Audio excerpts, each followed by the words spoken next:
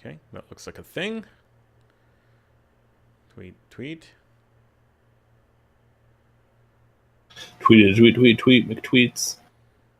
Yeah. I don't think either one of you did it. Either one of us? Maybe Graham, but the Emoji Movie?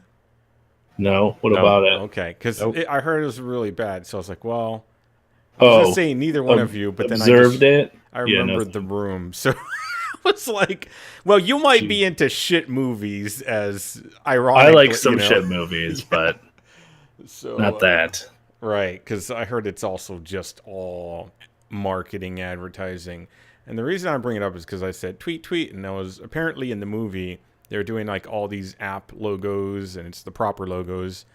And then they didn't get Twitter's okay, so instead, a blue bird does show up at one point, flies in, and it turns to the profile side the way Twitter bird is, and like just pauses there, you know.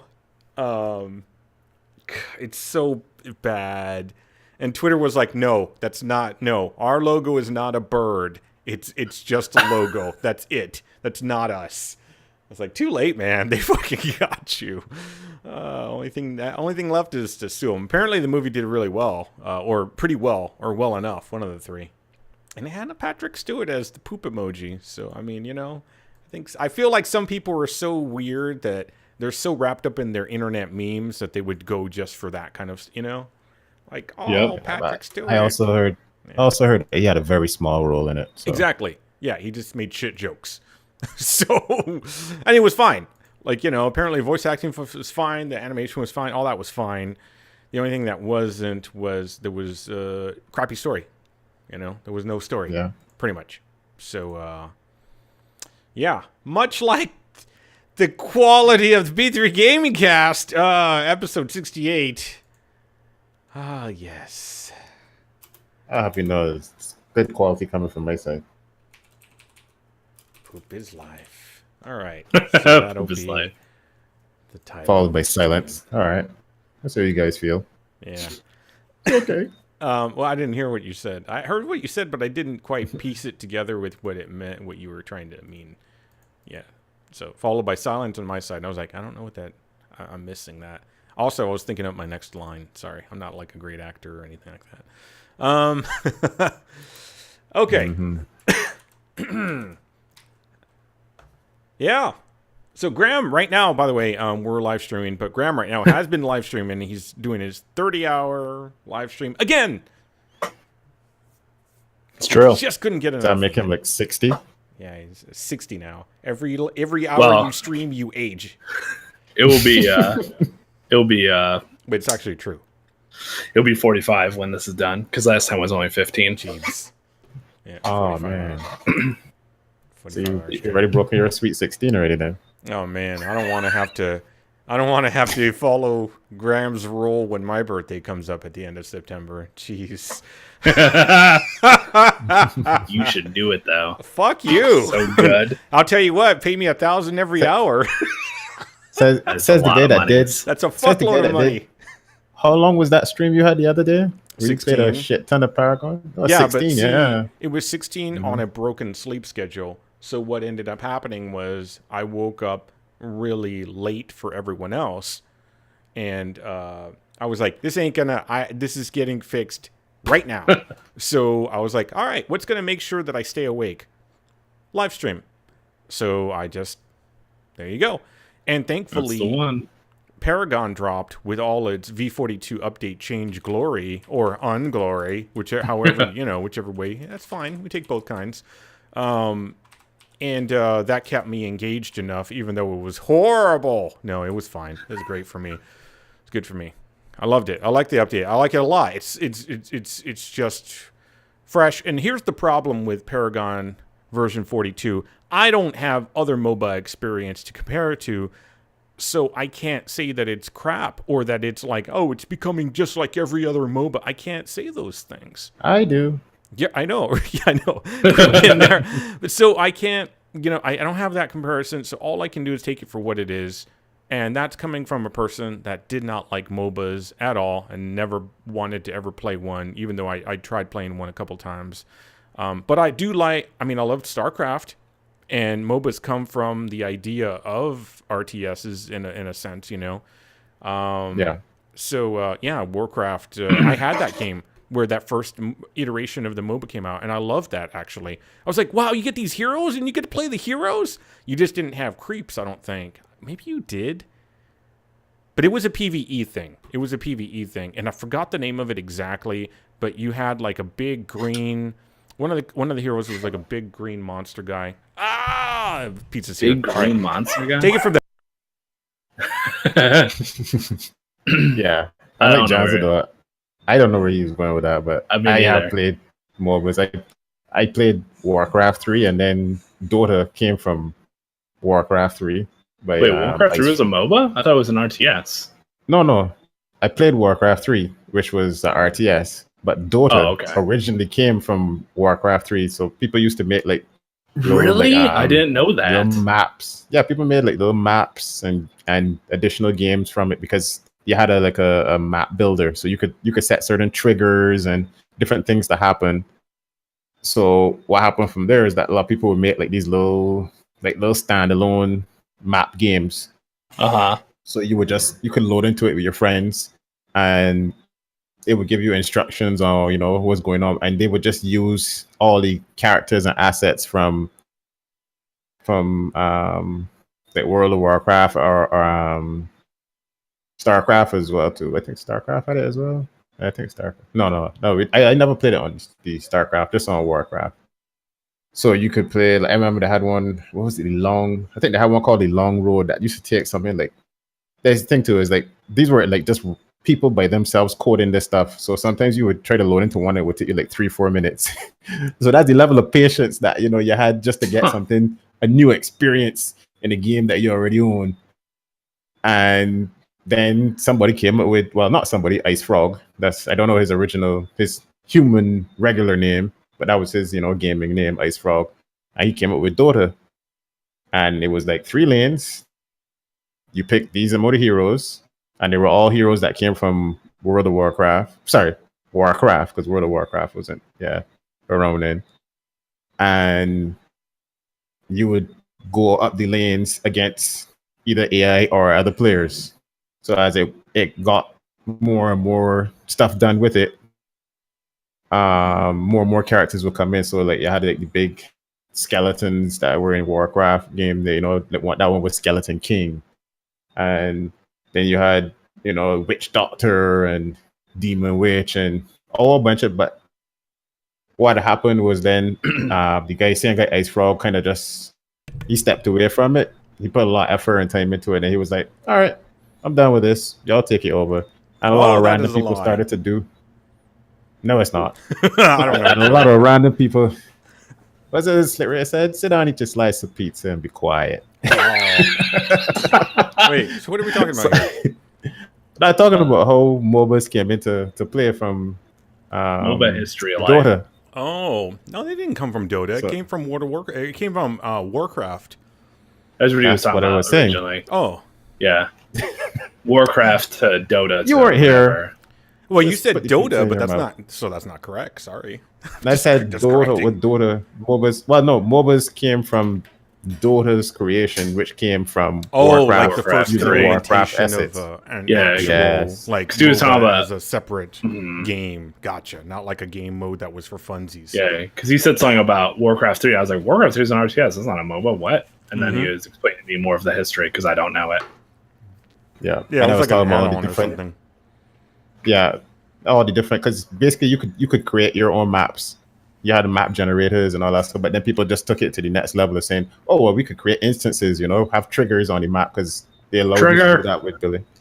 So you used to have like the story mode games where they would just put the text on the screen for what's happening, and different triggers will happen where you go to different parts of the maps. But then the guy Ice Frog came up with Dota. Ice Frog. Mm-hmm. But then he stepped away from it after a certain amount of time doing it, and other people kind of took it on, and it got really like the AI was more. It was cheating a hell of a lot more. because everyone was saying, "Oh, we want it more difficult, we want more difficult." So people just took it upon themselves to mod the mod in a sense, and it just got to the point where it was just like, all right, the AI is just cheating. They're just making the AI more powerful without having to buy stuff from the store, or you don't use as much mana. And then I'm not sure about the details between what happened with him and Blizzard, but I know Blizzard didn't want to do a MOBA, or what that MOBA genre was, and Valve took it on. Mm-hmm. So what happened too is that they had to recreate some of the characters because they couldn't use those kind of the names of the characters and the assets because those all belong to Blizzard. So then they did Dota 2. But in the meantime, when all that was happening, then you had games like League of Legends that started to do that as well. But when League first started off, you didn't have humans versus bots. There were no bots, no AI in the game. It was all PvP. Yep. So that's why I stayed away from it. I was like, nah, it's too expensive. I kind of like how Dota was. Yep. But that just goes to show how much effort and knowledge the same guy Ice Frog and whoever he was working with did to create, their MOBA game, because there was AI in it. It wasn't the greatest AI, but it was. They built that off of the technology of what Warcraft already had. It already had a pretty broad system when it came to heroes.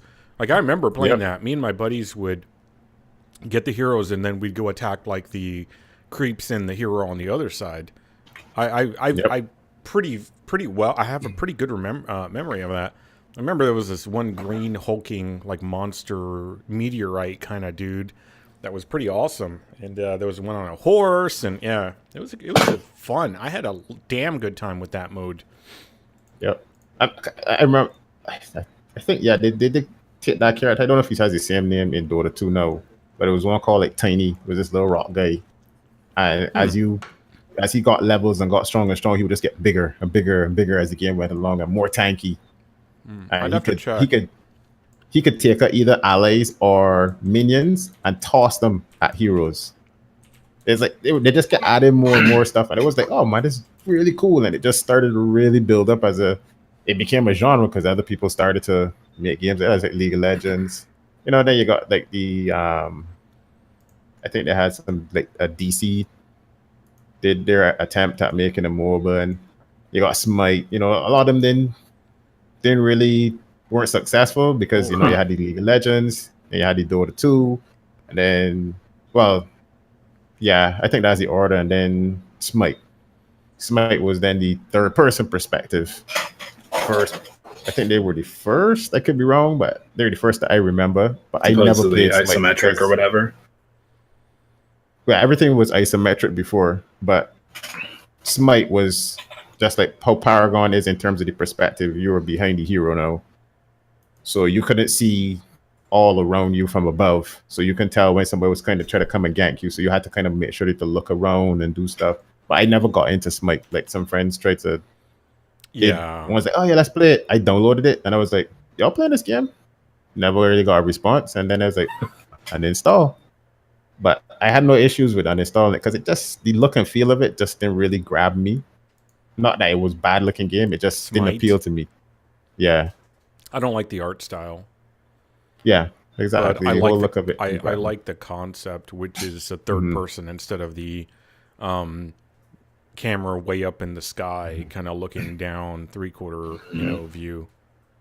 The main thing that I knew, I always, when I think of Smite, the first thing that always comes to mind was when they had, because they're all like they're dealing with different deities or gods or whatever your religion or whatever brings it in, and they had this controversy saying, oh, this character is too scantily clad, from this I think it was from a Hindu culture. I think it was the Shiva type one. Yeah, Smite. They had a big it's not even like thing about that. An old game. It's pretty relatively new. No, it's been around for a while. Well, define a while, because that's not like, I'm talking about like 5 years, 6 years. It's not that old. It was longer than 5 years. Yeah. Smite? Then its release was not... I don't know when that came out. Well, I don't really know the history. Look, 2014. There you go. I knew it. That's 3 years ago. Release date. Yeah. I was going to say, that's release date, but I'm sure it came out. I'm sure it had stuff out before then. I only heard about it when it got released because that's when people actually started putting videos on YouTube about I it could that I be could see. I could be wrong. But I mean, I could be wrong, but I mean, it was. I mean, 3 years. That's a lot of time in game. I mean, you could develop a whole game in that time frame now. But yeah, anyway, I just recall that was like one of the big things that came up, and I remember seeing like videos and stuff that people put up comparison, and they were like, "All right, so you're talking about Shiva?" And they're like, they actually covered Shiva's tops. Just look at any of the Hindu illustrations of her; she's topless. They were like, "What are you complaining about?" It's like they actually were more respectful of trying to treat the characters a certain way, and it kind of forced them to change the characters in a way that a lot of people didn't like, and it was. I guess it was just not good PR on the whole, but they got past that, and I guess they still kept their particular audience. So they still got a core group of players that play it. It just never appealed to me. But then I heard about Paragon last year, like early last year, and I was like, "Whoa, this looks like Smite, but on a whole new level." I was like, "I want to play this." Couldn't get into the closed beta. Yeah. I played, but couldn't get in. Small audience. Someone I knew got into the closed beta, and they were like, "This game is way too slow. This doesn't play good." But I don't think that person really played MOBAs too. But then when I actually got into the open beta, I was like, "This game is too slow." I was like, "This is not running good on my computer at all," because it was on the Unreal Engine. And I was like, "That's the one thing." Like we had discussed that already too, saying that is one of the major things that's holding back Paragon from being as big as some of the other MOBAs. That barrier to entry based on the PC that you have, because all other MOBAs pretty much are just like MMOs where you don't need a powerful system to run them. So that works so great. That's where you could really get a much wider and bigger audience jumping on and playing them. That's why so many people play them. But Paragon, no, you need to have a beefy system to run it. But then when they did get a system that could run it, they made some changes and made the characters a little bit faster. They made the map smaller, changed the map from the, what was it? It was the Legacy map, I think it was called it. Yeah. They didn't really have a name. They just call it Legacy map because that's what it is now. And yeah, I started to play a bit more, and I was like, yeah, this game is fun. But the issue was I didn't have many people to play with, because I think only one of my friends had a system that could actually run it as well. And I've never played a game with him. He's played the game, I played the game, but we just never had a good time to meet and play the game. Yeah. So then playing it with like y'all, I was started to get back into it a bit more, and I was like, yeah, starting to enjoy this. But then I was kind of like, it's still just okay. But then they made some more changes and made it, a faster paced game. That's not the 4.2 update. They made it faster. I was like, okay, this is in a good spot. Monolith. Yep, Monolith. I was like, yeah, that's when I jumped in a good spot. Yeah, I can play with it on this level. But of course, people were like, nah, this game's not fast enough. It's like I played a match for an hour, and I was like, all right, that's understandable. Yeah, I remember listening to earlier B3 stuff talking about the game and the average time length of the match and whatever it seemed to be, and all that stuff. It's changed quite a bit.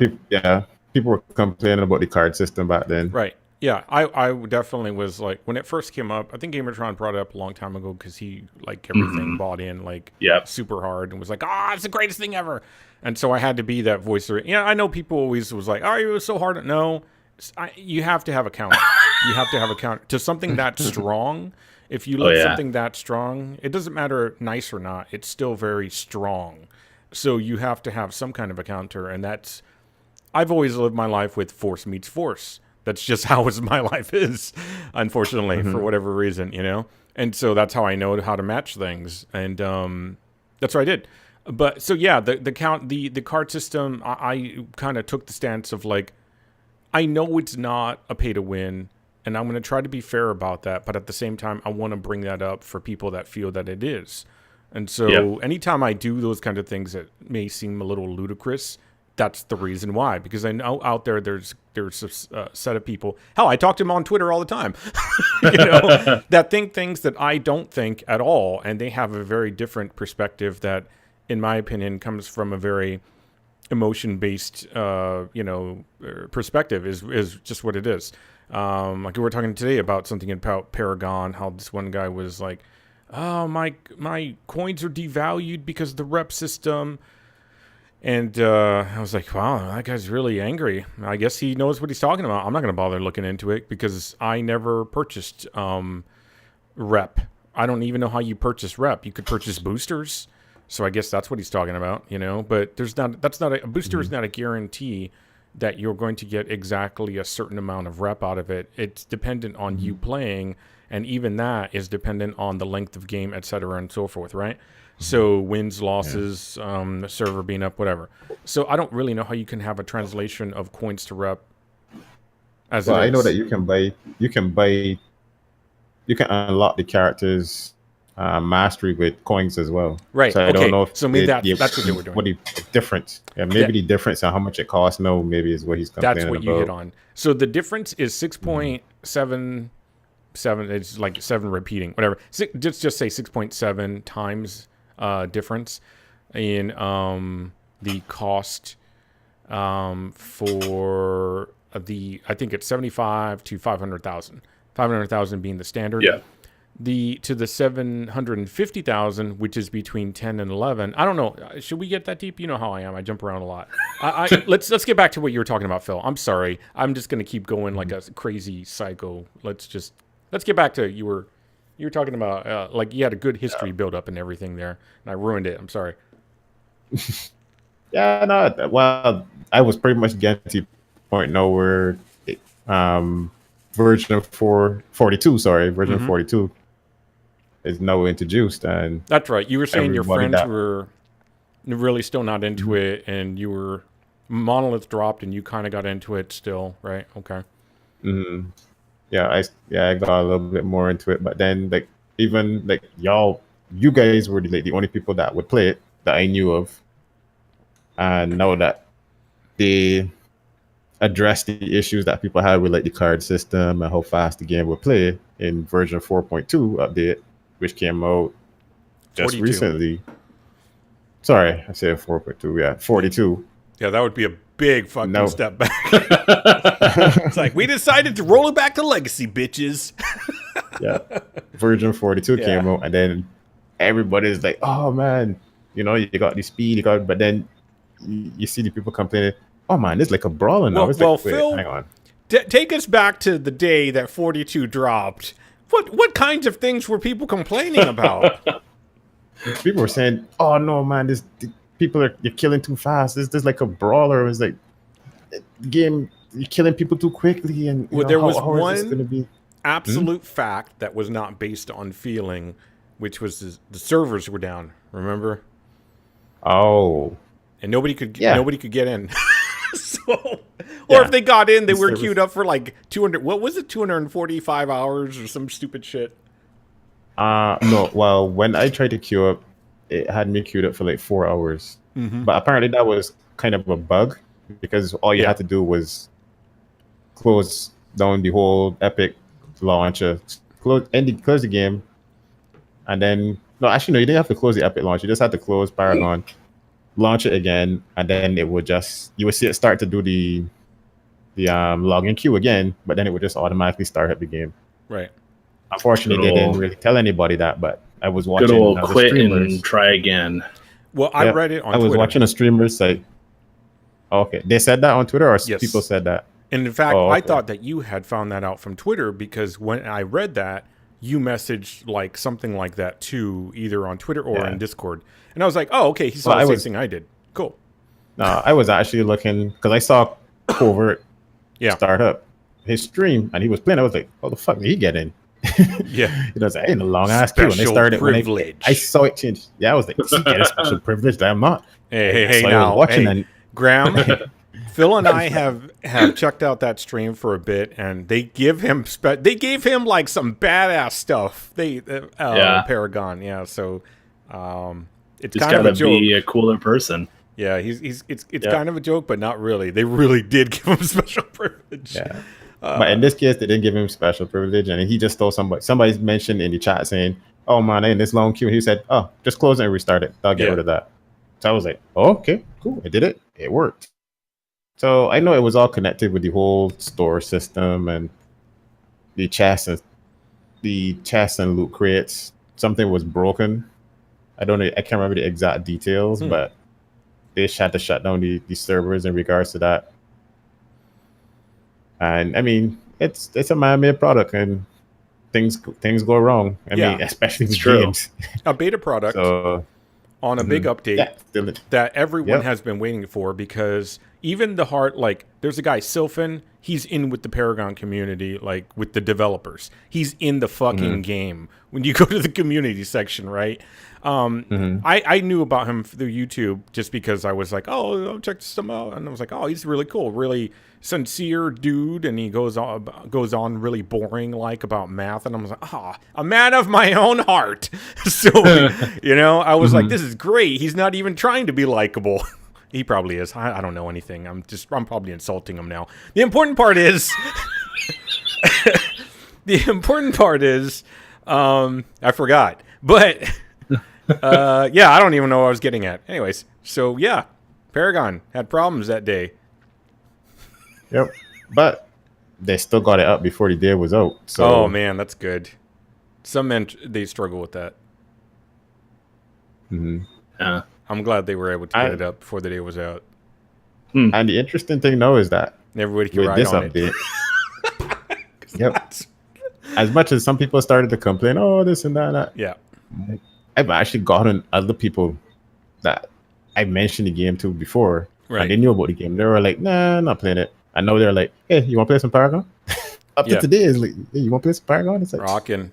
I can give you a few games, yeah. All right, and then someone will be like, all right, I could play one game. I could play 2 games. Then, 4 games in, they're like, all right, so one more before I gotta go? Yeah. How about that Paragon game you were talking about? Yeah.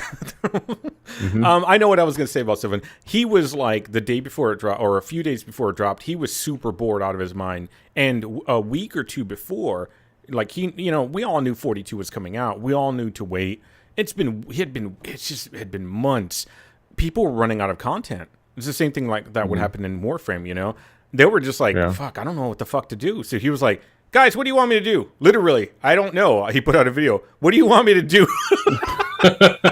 I don't know what to do. And I was like, just play a different game, dude. It's okay. But he knows the key to YouTube is don't ever play any other fucking game once you have an audience. Ever. Just stick to the damn game, because if you play another game, you're going to lose like 90% of them. They were like, oh, this guy's going to start doing other stuff. Unsubscribe. Yeah, and then immediately just spam all the comments. When are you going to go back to this? When are you going to go back to this? When are you going to play this? When are you going to play it again? Yeah. So he was doing crazy shit like, okay, let's play like all supports. Let's play phase carry. No, he didn't. He hates phase. Or let's play all attack speed. That kind of stuff. He was bored.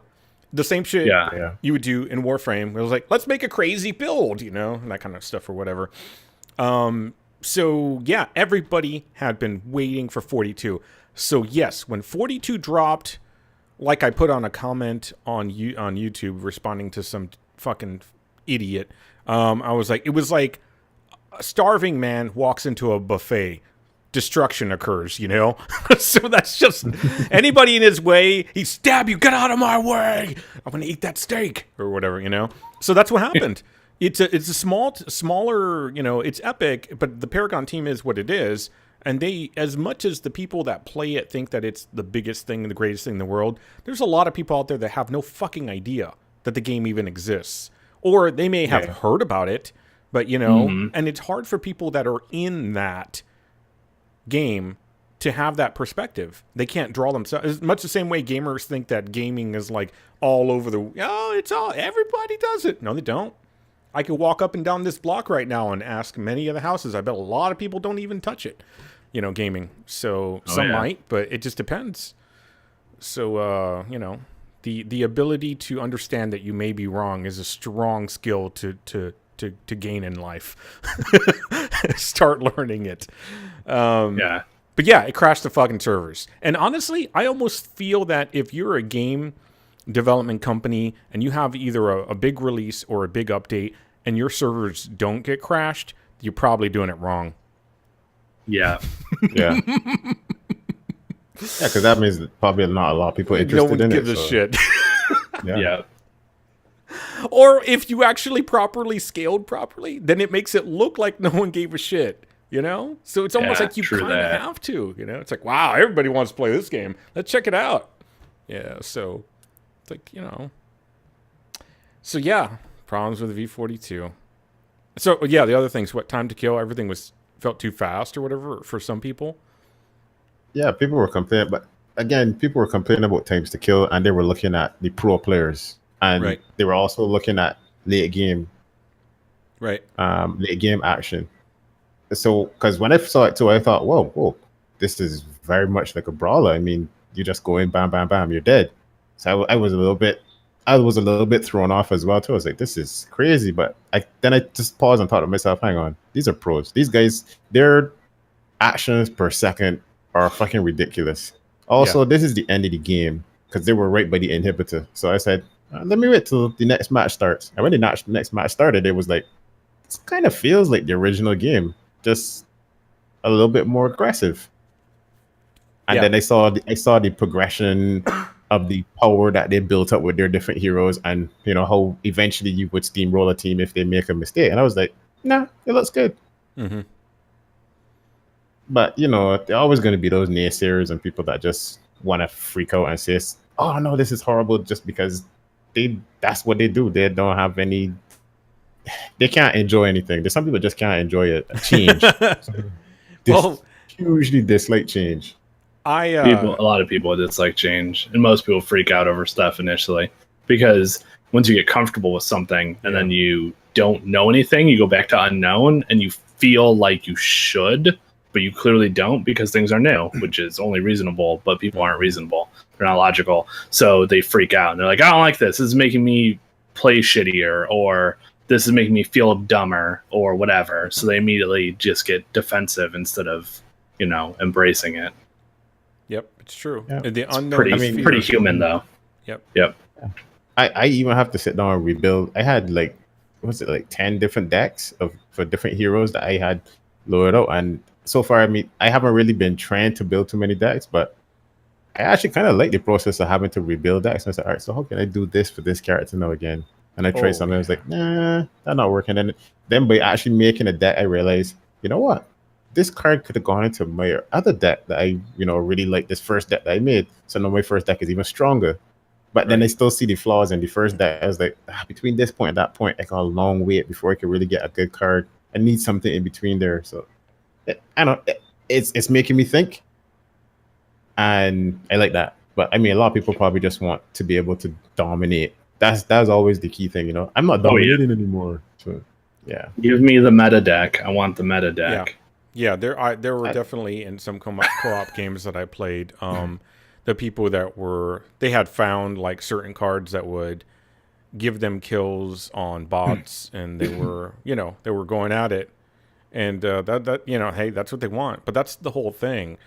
Within a 24-hour period, the majority of what I saw coming out of like the community was like, this sucks, it's too fast, it's blah. And you know, that whole thing about it's too fast, like prior to V42, my concern was I don't want to turn it to team deathmatch. I think the time to kill is going to be too quick. Those were my concerns. I was like, oh, this is going to be bad, you know. Old man Janzer thinking that way. And then when it drops and I play it for like 14 fucking hours straight, I'm like, nope, this is fucking great. This is everything I wanted and didn't realize it. I wanted, you know. But the devs have said for the longest time, like I listened to their community streams, you know, very similar to how I used to follow Warframe stuff. You know, they've said for a long time, we have an actual plan for how this is going to go. We just need to get these things set up, and we need to make adjustments based on the community as well. But there are certain things that we know are going to happen, you know. So yeah, this is something they said last time. This is so much closer to what they actually want like that they've been wanting, that they're very happy. They're very happy with it.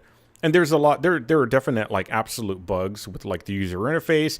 There's information that's missing, things that they're actually aware of. Like they talked about this on the Reddit post. And yeah, I mean, it actually got me to, actually log into my Reddit account and post something I haven't done in a long. I have like 2 posts on Reddit. One was about like damage for Conan, that one Conan game. Remember? It was like some huge bug. One when you supersonicked. I didn't put that out there. Best thing ever. There was yes, that one, naked supersonic. Yeah. Mm-hmm. But so the other, good. yeah, it was really funny. The other one, the thing was, there was some bug with like power that was not actually being applied, even though you were putting points into the characters. So I was like, here's proof that strength does nothing. Prior to that, it was just something like, hey, this buddy of mine's having like problems, going to be homeless. Does anybody have any fucking like help for him? Like what can he do where he's at? So that literally, like I don't like to go into hive mind territory, but I think that's the game. Paragon has enough. I have enough. I don't know what you would want to classify that as, but it's got me enough interested, I guess, to where I'm actually doing that. And I actually did like a live stream, like learning stream the other day, So I haven't done that since like, when I started doing the Warframe stuff, but I have to have the motivation for it, and I feel like it's a good time for it. But yeah, there are obvious and clear bugs. There's other things like the mastery costs. Everything costs more now, but your rewards are also greater now. So it just freaking people out. It's like sticker shock. It's like, wait a second. Yesterday, an ice cream cone was $1.99. Now it's $10.99. What the fuck is going on here? But it's like, wait. But we also increased your pay, so you can actually pay for that. Yeah, but that ice cream cone's $10.99. Yeah. Okay. Oh my god. It's just, But my money's less now. No, it's not. I'm pretty sure that I'm getting like almost twice as much rep per match than I used to. Yeah, there are more ways to get rep too. Well, Graham, I actually worked out. There you go. I worked out pre-42 numbers. PvE matches and the update V42 PvE matches, and worked out the rep per second and rep per minute earlier today in between waiting for certain things to happen. Is it 2.63? It is like 2.34. It's like 2.3 to 2.3 to 2.4. I never found a value per second rep that went over 2.4, which that translates to like per minute is like 144 rep per minute, 141, 140.4, 138 was a low, 137.4. Those were lows. Because the matches are quicker too. Yeah. Right. So, yeah, and I did this, by the way, like Wobotron's like, wow, Janser. Okay, I did this for, let's see, let's take one off of there.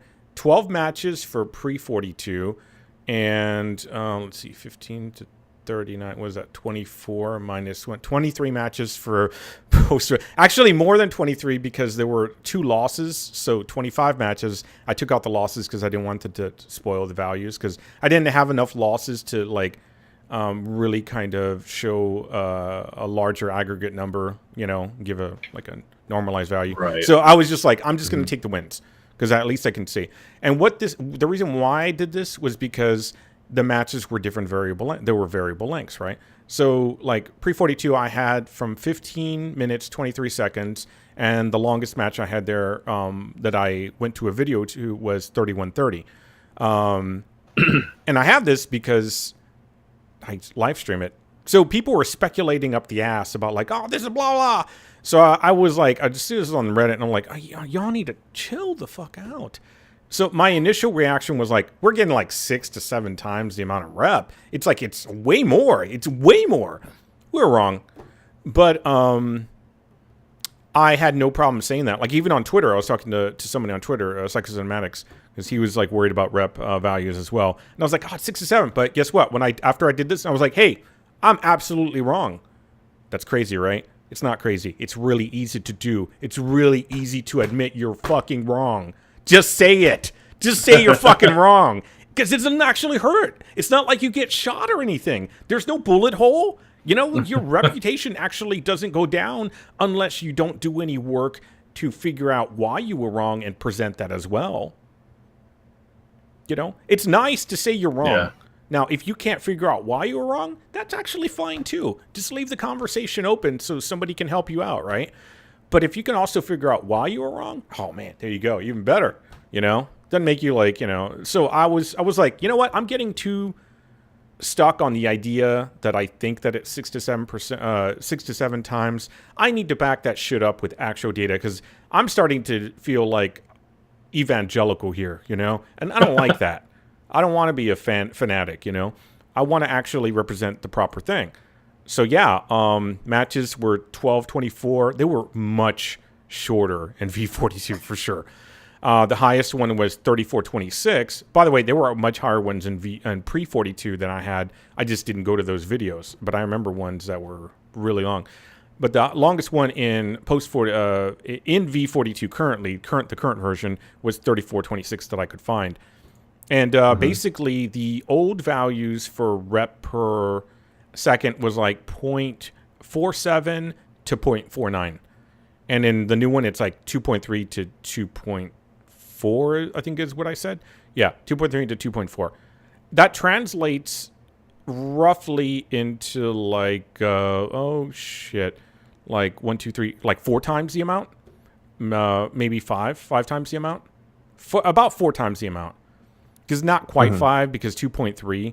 But let's say you take the highest value of the lower one, which is 0.49. Let's just assume that's 0.5, right? Just to make it even easier. And if you go over here to make it 2.3, just round that down, that's basically 4 times, okay? So on average, when I did all of this, it was actually about 4 times. Maybe sometimes you get some values that were a little bit, you know, outside of that, but on average, it's about 4 times.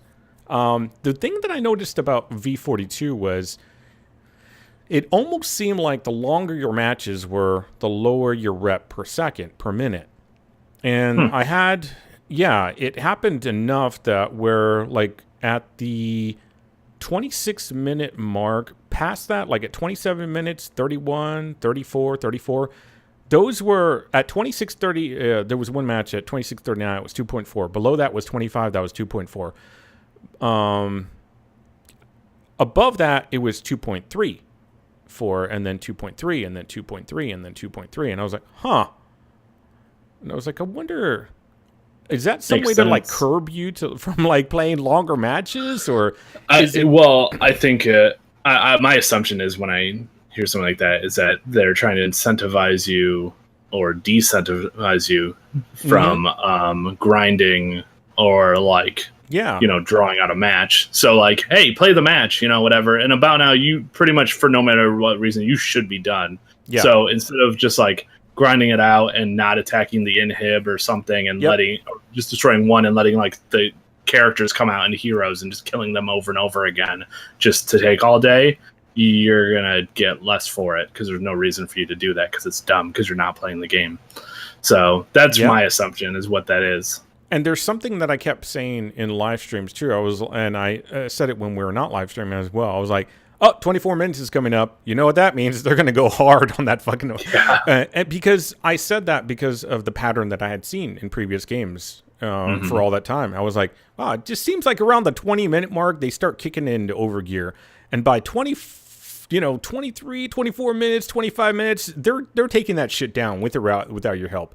The only way that I had extended matches when I really looked at it was because I had not helped out the team that I was on. So the enemy team had taken inhibs on my side. Started to push back. Yeah, the tower. Yeah. They had taken them.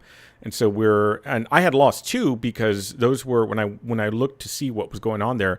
Apparently I was like talking about like cards or something like that. So I had spent a lot of time doing nothing, standing in the in the end, in the end area, in the beginning area. So those were all bout matches, but still, the point being is it seems like they really want to shut these games down a lot quicker, so And that is what it is. You know, either you are on board with that or you're not. But they're definitely not going to go backwards. Yep. So, yeah. I thought that was really interesting. And as far as the rep is concerned, I had gone in, like, even today, somebody was like, made that whole thing up about, like, I keep saying everywhere, and I feel like it's like an excuse. Well, I mean, if not for us, then what about new players? I was like, right. That's always what I see with any gaming community. When they can't seem to, like, complain enough about what's going on with them, they turn to, like, well, what about new player experience? I was like, well, what about it?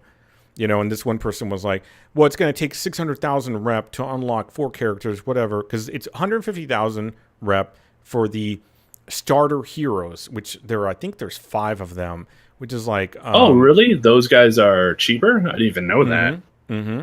Yeah, you get to pick initially. I have this video. I just haven't uploaded it. And you when you jumped into the live stream, you had missed that part. I did. And I was curious, but I was going to go back and look. Yeah, I'll post it to YouTube. So there's a YouTube video that basically I created a new account because, once again, I hate feelings. You know, they fuck with you. And the best thing to do is do the work and go find out yourself. And accounts are free. So I made a new account, and I was like, let me actually record this. So I was like, quickest thing I can do right now is live stream it. So I went to live stream it. And I'll put, like I said, I want to edit some of it out because it's like an hour 40, and then I'll put it on YouTube.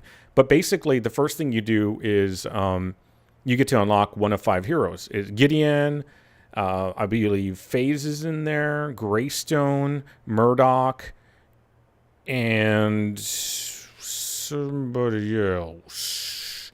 Who's another easy pick? I can't... Chimera. Thank you very much. That's correct. So, yeah, and it's all like, what do you got? You got one of everything there. You got a mid laner, you got a support, you got a jungle ganker, you got a ranged carry, and you got a Greystone offlaner. So they give you one of each type.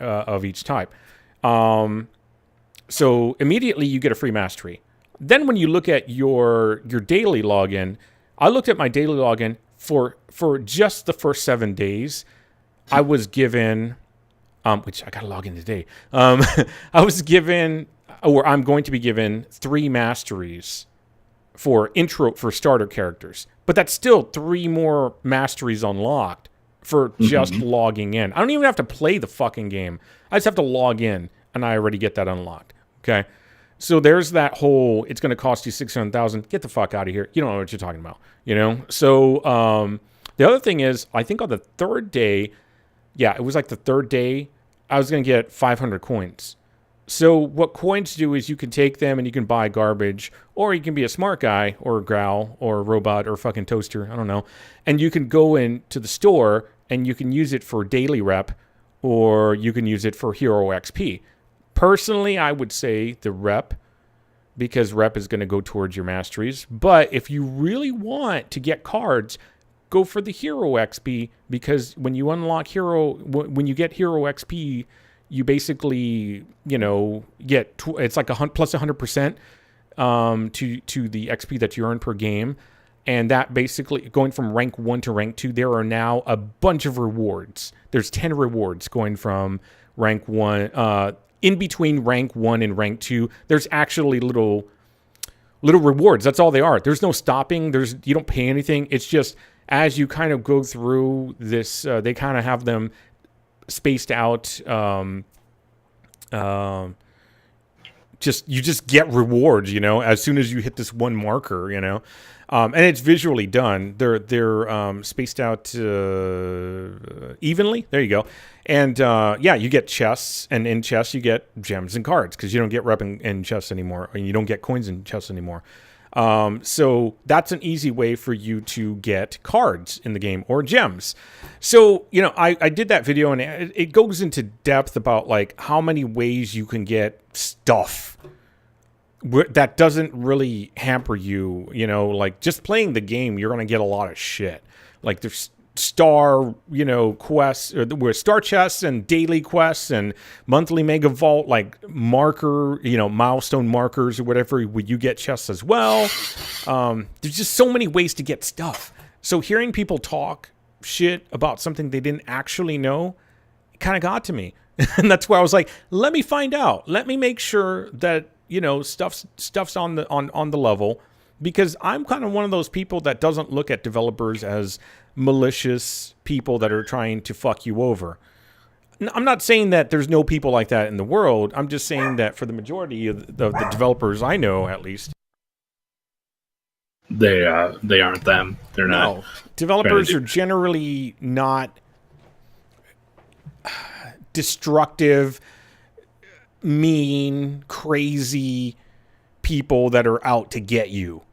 They're usually very logical, very rational, very passionate, and very driven by their want to create and to solve problems and create solutions to problems. And those are the developers I know. So, not saying that there's not other people out there that call themselves developers that don't shit, but yeah, if you look at something negatively, you're always going to take anything that comes out of whatever's going on there negatively. But if you just take a minute and do a little research, you might find something that you didn't actually take into account. And I'm not saying that it will prove you right or wrong. I'm just saying you might find it like me. I when I did the number crunching on the matches, I found I was absolutely wrong. It's not 6 to 7. It's about 4 times the amount of rep that you're getting. Hero XP is exactly the same.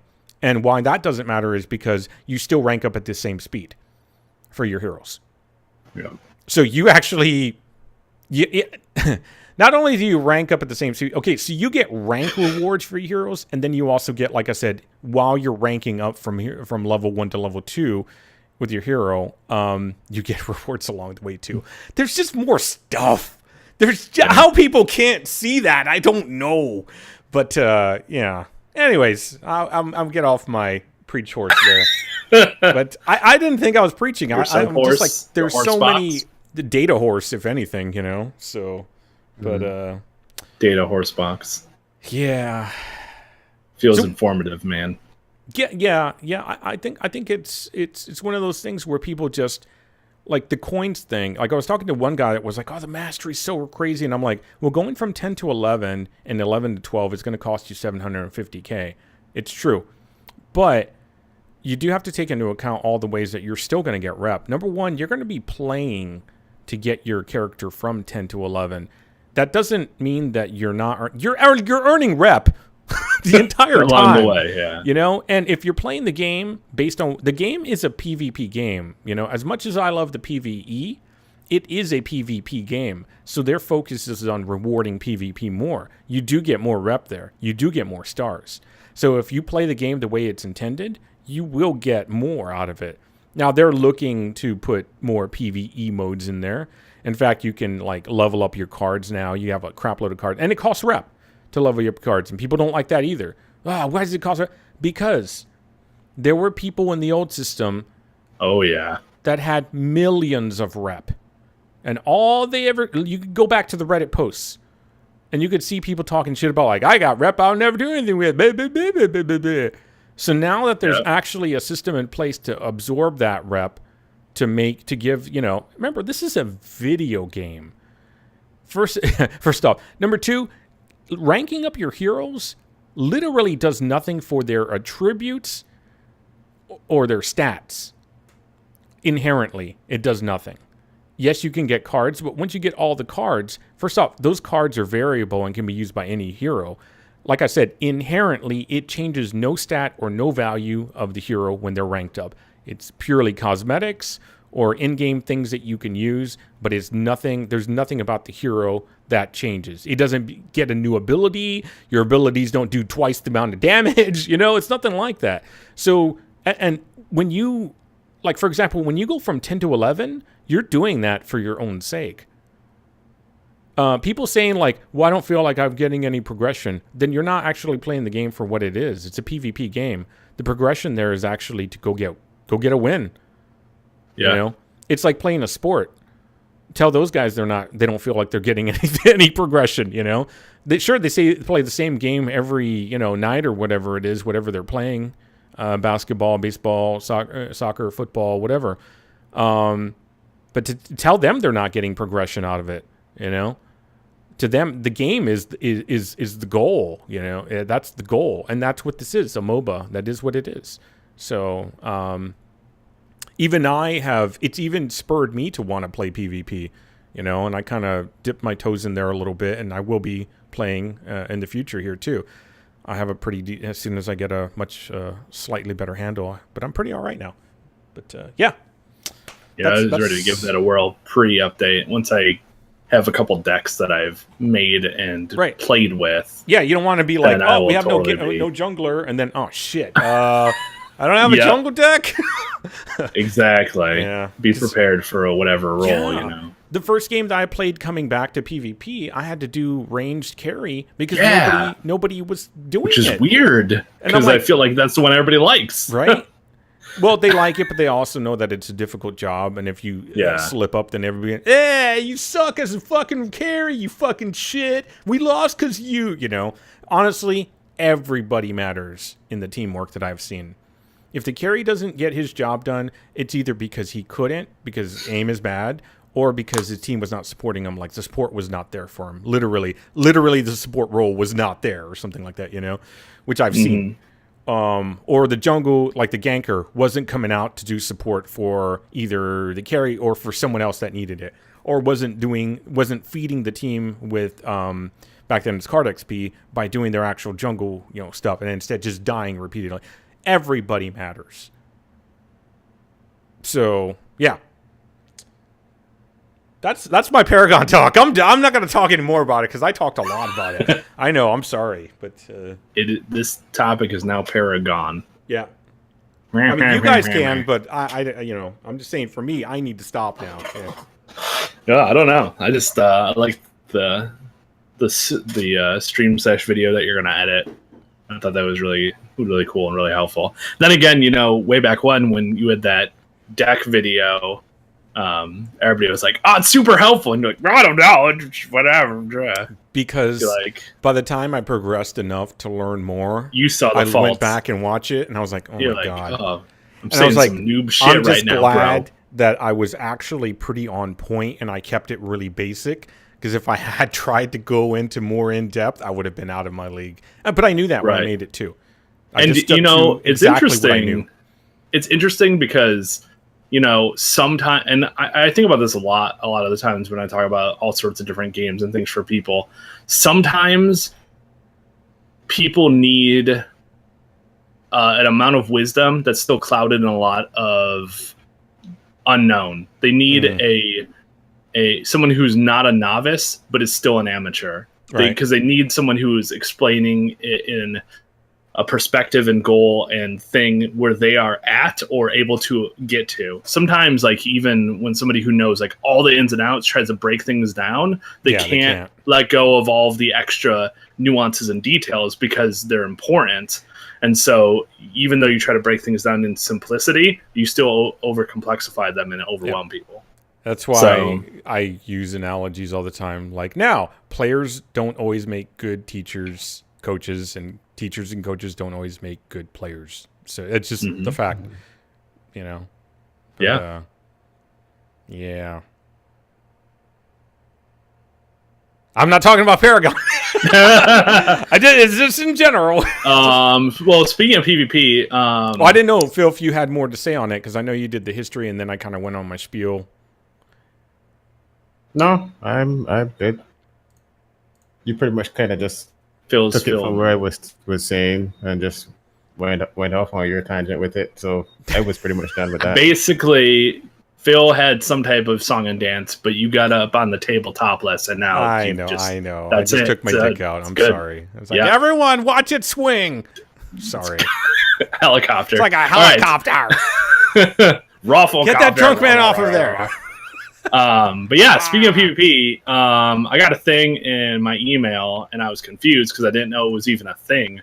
But from, I believe, Gearbox, maybe? I don't remember 100% off the top of my head. But apparently there's a 1v1 PvP game or something that's coming out. Yeah, I got that. And I got that too. I was like, you're invited, whatever. I'm like, what is this? I forgot about this thing. And I was like, what in the I've never even heard of this. What is it? And I'm like, 1v1 PvP. What? I'm like, nope, don't want that. That's my least favorite experience of PvP is 1v1. Let me find it. I forgot all about it, dude. Yeah. Gearbox. Project 1v1. That's the one. There you go. That's why I thought it was 1v1, because it's called fucking Project 1v1. Like, don't talk about this. It's a closed technical test on PC to test the online infrastructure and learn what players like to think about the game in order to inform and influence future development. If you'd like to be a blah, blah, blah, I give a fuck. I don't give a fuck. Yep, that's the one. But I was like, have you guys even heard of this? Like, I didn't even heard of Project 1v1, like, at all, anywhere. Just out of nowhere. Okay. I'm bringing up the website now. Well, I think I did find a... oh, my God! An article or whatever about it, but I didn't read it. Their website's super generic. Borderlands dev reveals a new shooter with a twist. Lemon twist? So, having successfully mixed shooters with RPGs, Gearbox will now try to blend shooters and card games. Yeah, so, that's the thing right now. Like, it is. Digital Extremes is doing that. Everybody's doing the card game thing. Like, let's bring cards into the games now. Everything. Since we can't make people go play the card games, we need to bring. What is their agenda? What is this card pushing agenda going on? Maybe it's cards. Maybe it's a long-term play for having poker. They just want us to go to Vegas and lose all our money. Fucking casinos. Having the actual literal card, you know, like the Skylanders thing where you have to buy actual figurines to use them in game. Oh yeah, it's probably a long con to go towards that. You have to buy actual game cards and you slide them into the back of your system. Right, you do that with like amiibos, right? Like if you buy a certain amiibo and you play a certain game, like a fighting game at least, I think. Then the amiibo then has. I don't know what an amiibo is, but yes, probably Nintendo. That. Oh, Nintendo. You know they'll buy it. Nintendo fans will buy fucking anything. We made this poop. Love it. Bring it to me.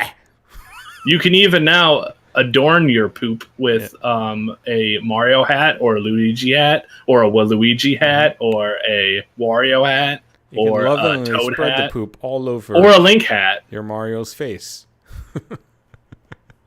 And if you want, you can send it back in and we'll, make a statue out of it. And then we'll put whatever type of Nintendo stuff on top of it, too. And then if you want, we can smear it in more poop. It's true. And you'll buy it. Yeah. Oh, you won't buy it? Guess what? Now that I see the word like the Wii me. Amiibos. Yeah. I get it. I pictured like the actual word amiibo. Yeah, now I think they made. Did they? They might have eventually come around to making a Bayonetta amiibo, but I'm not sure. Bayonetta. Anyways, yeah. So that, that's a thing that I probably won't be touching. They did make one after all. Me neither. But I thought that was interesting. Yeah. It's like, Gearbox doing something different, which is kind of nice because. I don't know. I'm weird. Janzer, I feel like you understand me in the Borderlands world, but I'm like super over it. Even if I don't want to be, I just am. And I love the shit out of it. I can never play it again. Just it holds zero intrigue or interest to revisit at all. One of us started playing it again, and then we played it all for like a day, and then no one ever went back. Never went back. I was like, yeah. Ugh.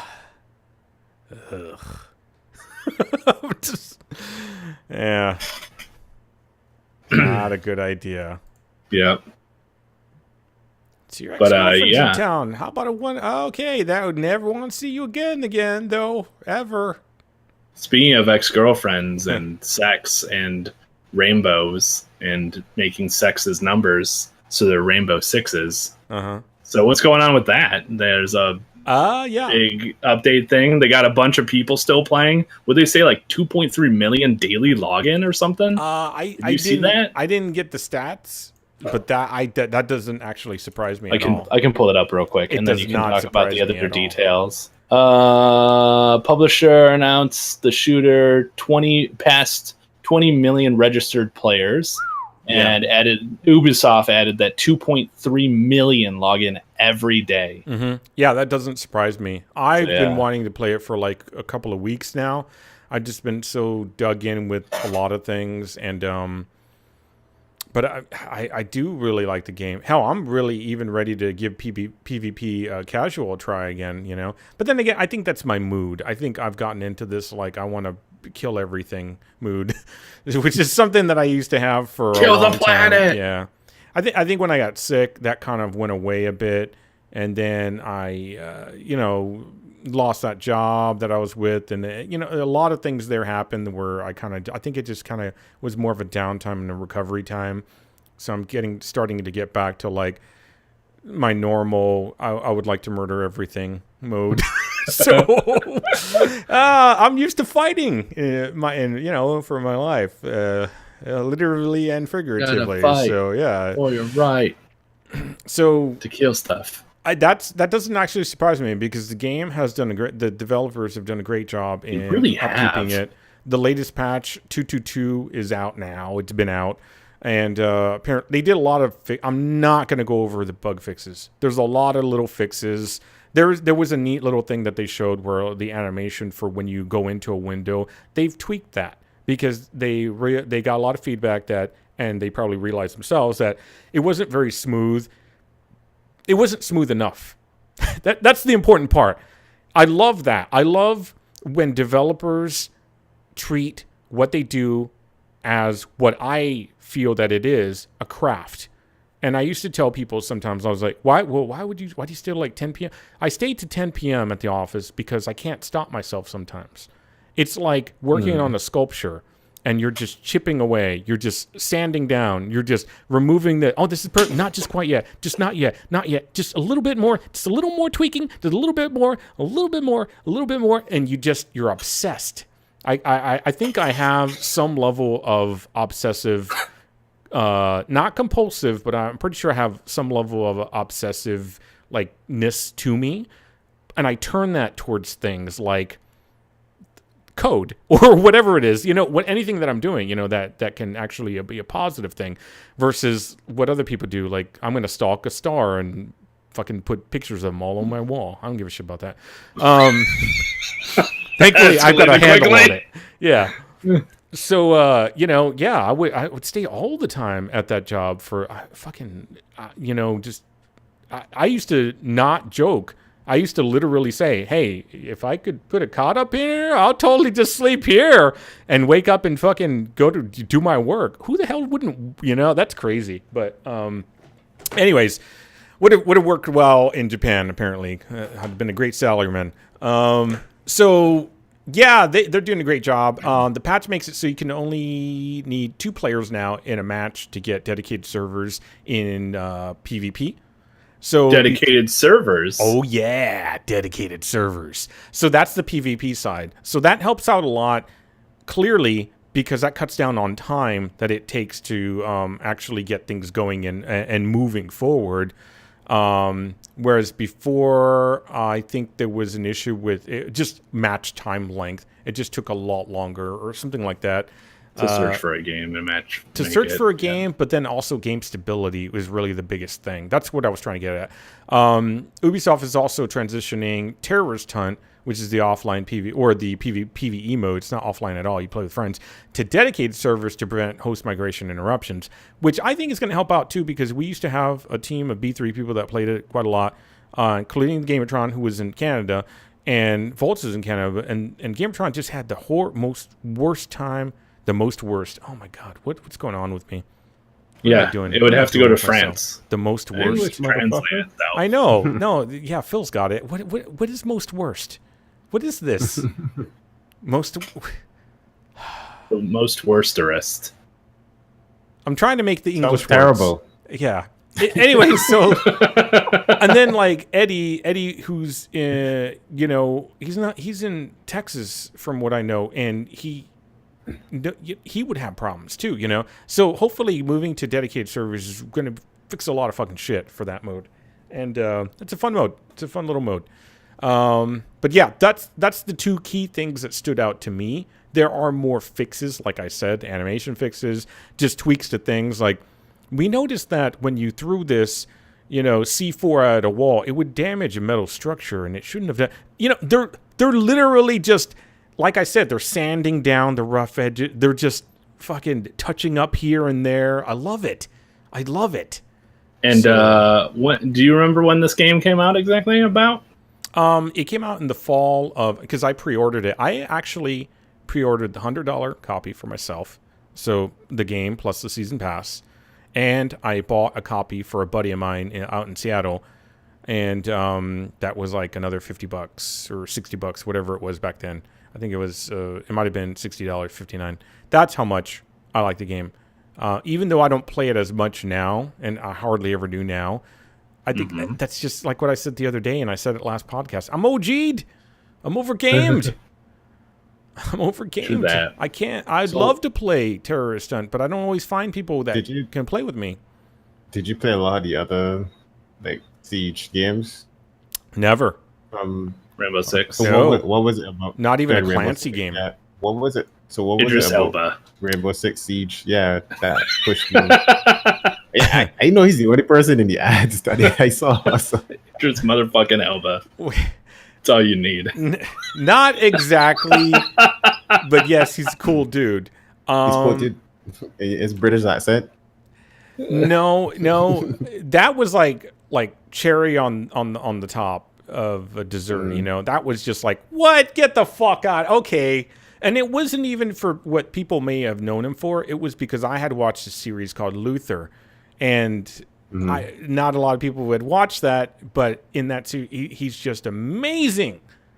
And I think most people knew him from The Wire, right? Yeah. Yeah, there you go. Yeah. So where he plays an American, I think. But I never heard him. I've never heard him speak American English, and it would be weird for me to hear that.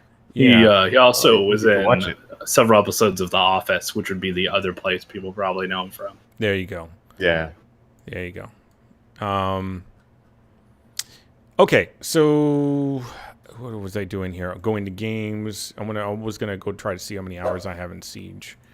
But in the meantime, great game. What got me to play it? The beta. Remember the closed beta or the? It was either closed or open beta. I live streamed it. You joined me. Fizzban joined me, and I had a fucking great time. And the reason I had a great time was because I could rappel up a building and flip around and look through a building upside down and shoot people. That right there, that alone was I'm in. I can break stuff, like the the environment being destructible. So they had a beta that allowed you to play it before you actually bought the game. Oh yeah, and then you just bought it a few months before, and the level of quality that it had was very, very good. The connections were a problem. I remember tweeting, "What the fuck's going on? I can't even play with friends," But the quality of the game at that time was very desirable to me. And it had things I like. I could destroy the environment. I could be upside down like a crazy idiot. And I could crawl around on the ground and look at my crotch. It's true. I remember the crotch thing. I was like, look at this. Oh, yeah. It was stupid. All the core components that you need. All the core components. That's true. Check it out. Yep. And I could flip around like an idiot. And, I like shooters. I do. I used to be hardcore into Counter-Strike way back in the day. I used to think I was good enough that I could have probably been on a team. But I didn't have any creative vision back there to think that I could do anything because I didn't have any people around me that had that attitude, You know how you hear about, like, you can be anything. When I heard that as a kid, my cynicism and sarcasm started early because I was like, be anything? What the fuck are you talking about? All I see around here are people on welfare or, women having multiple kids just to get, like, the benefits of the government benefits out of it. People shitting on the disability system by faking it so they could get money. I saw all the bad shit. So I didn't see people that were trying to actively, positively, better themselves or create or be good role models for the community or nothing like that. None of it. So it's so weird that it's not really weird the reason why I am the way I am. It's an anti everything that I saw, and probably I would have been this way anyway, but it's just a reinforcement to have seen that so much. So, yeah. No, okay. Yeah. But yeah, no, I just find that interesting too, because like I'm not like I want to play Destiny 2, because I was like, oh man, the first Destiny not good. It's like I'm not gonna play that on. I don't have a console, and it's like I'm not buying a console to play that. But I see Destiny 2, and I'm like, $60. I mean, for me that's a lot because they got multiplayer after two for my currency, and I'm like, I don't know if I can like it enough to want to spend $50 ahead of time. So for me now, it's kind of like I have to play the beta. Like if I can get in on the beta when they put that the open beta, which I think is a day after people who pre-order it. If I can get in and at least play a little bit, then I can pretty much determine if I'm willing to part with that. You should be able to. It'll be for a few days. I think the 28th is for closed beta or pre-orders. I'm sorry, pre-order people. And 29, 30, and 31, I think is what it is. I'm going off of memory, and that's not always the best when it comes to things that are not that actually important in my life. But yeah, I think that's proper. I could be wrong.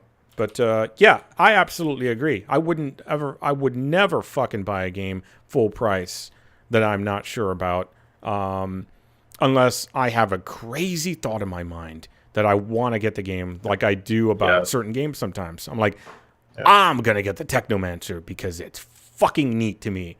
And I knew that if I played that game, I liked that world. I knew that game had very little to do to impress me.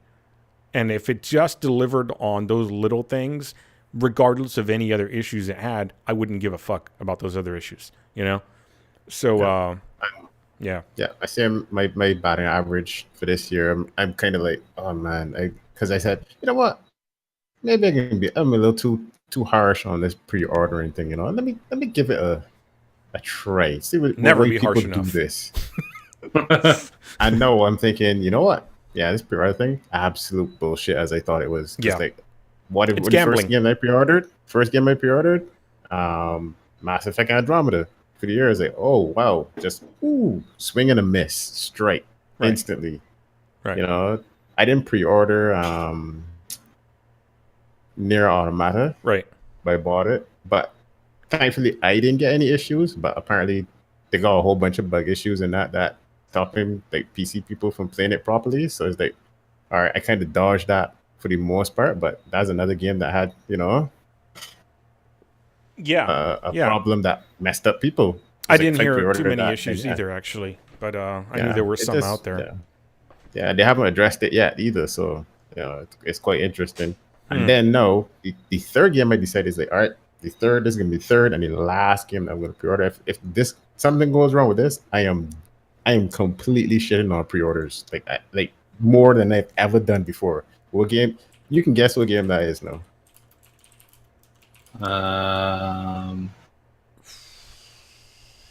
You already said Andromeda, and you didn't do Nier. What else have you played? What came out this year? No, it's not out yet. No, that's what I'm trying to think I pre-ordered it.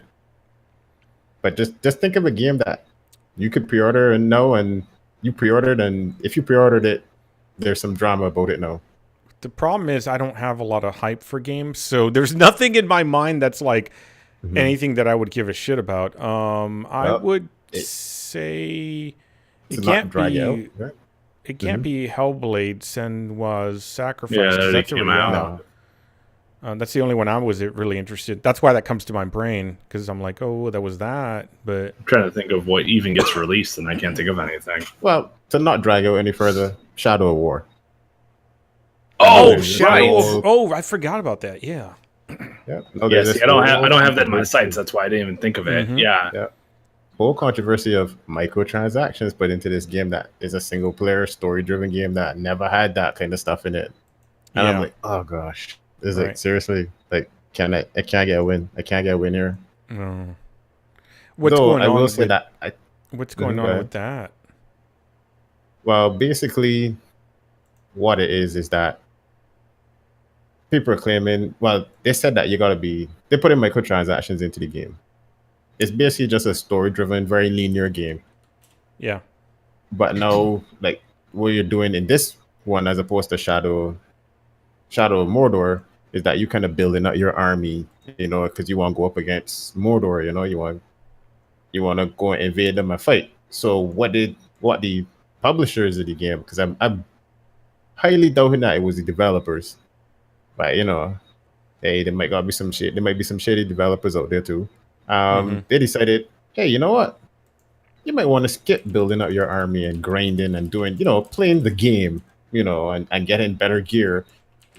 Why not just buy it? Is EA a Just drop publisher? some additional cash. No, it's Warner Brothers. Oh, because okay. it was Why not EA. drop I'm some- like, they've done that in lots of games before. That wouldn't surprise me at all. Yeah.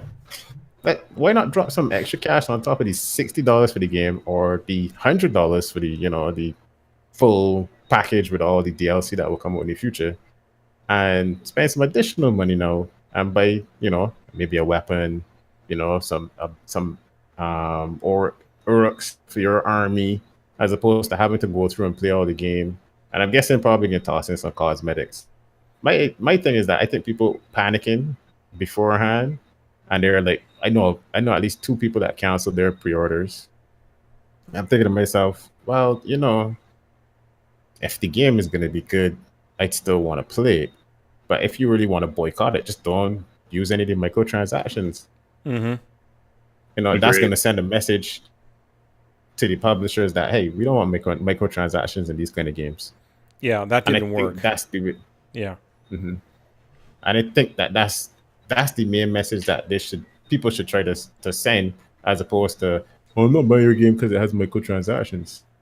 Because it has microtransactions doesn't mean the game is going to be any worse. Of course, that said, I don't know in terms of like if they're going to make the grind in the actual game worse than if they didn't put the microtransactions in. The other issue too is the store to buy the stuff requires you to be online. Now it's a single player game, no PvP, no co-op, and they're putting the online mode into the game. Now the people were saying, oh, this means the game has to be online all the time. And one of the developers said, no, that's not the case. You just have to be online for the store. However, he wasn't very clear in how he said it. He said it very vaguely. So now the question is, do I have to be online to play this game? Like how it used to be, like when you had the first Batman game with Microsoft Live. And if you were like me and you have like shitty internet and you progress past a certain point and your internet just died on you, the game wouldn't save any of your progress. So it was pretty much like just turn off the game and just start back from wherever it last saved, which is crap because if I'm not online, I should be able to play a single player game. So I don't know. I'm kind of just waiting out to see what happens when the dust settles, because I think it's the same kind of thing that like with Paragon version 42, where everybody's just kicking up dust. What's going on? And nobody's waiting for the dust to settle before they put down their pitchforks and torches. So yeah, no, you hit it on the head. And I've Absolutely. said this many times. Even in the response to V42, this guy was like, "Oh, blah, blah." And I was like, you know how you stop that, right? You just don't pay them money. You just don't pay the developers that are doing things that do not meet your standards. You just don't pay them. Why would you? If you have a choice of multiple, I like to put it with restaurants because everybody eats food, right? So if you have a choice of multiple restaurants and one of them always gives you the wrong order, bad food for whatever reason, makes you sick, who knows what, right? It just doesn't taste good. Why would you keep going back? Or if you let's say they give you an okay product, but then they charge you extra for a bun for a burger. What? But that comes normal with any other burger. Yeah, but I don't know. I like the burger here. So wait a second. You don't like their business practices, but you like the burger here enough that you're going to deal with the business practices. So Oh, all you're doing is bitching. Oh, okay. All right, Yep. never mind. You have no solution here. You just want to bitch. All right, fine. Then I don't care what you say. You can just talk all you want, and you're one of the nameless idiots out on the internet that's just complaining and not actually doing anything about it. That's really, I honestly hate those type of people, because instead of just bitching about something, do something about it.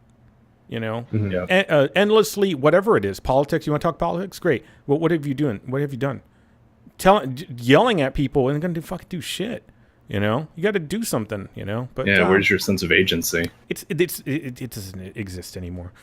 The internet's too easy for people to just voice their feelings about things. Even people that say they hate the feelings, stuff like me. You know, I have feelings, and I do the same thing. You know, I just say, I recognize that a lot of the times my feelings are stupid.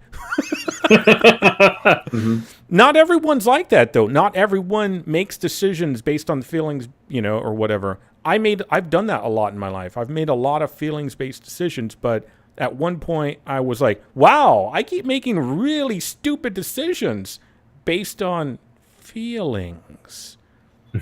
God damn it, I need to become a robot. Robot. Yeah. But that's true. When you get too emotional, all rational thinking generally tends to go out the window. You have lost. Mm-hmm. Like in an argument, when you lose your temper, you have lost. You're done.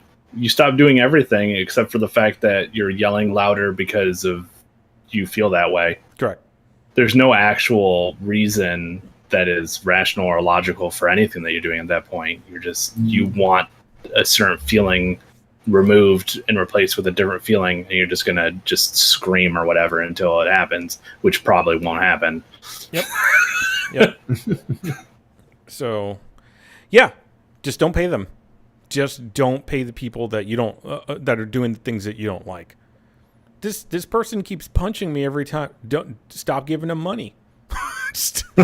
Why are you paying them to punch you if you don't like it? You know, and you're not that you would be, but who knows? You know, you get the idea.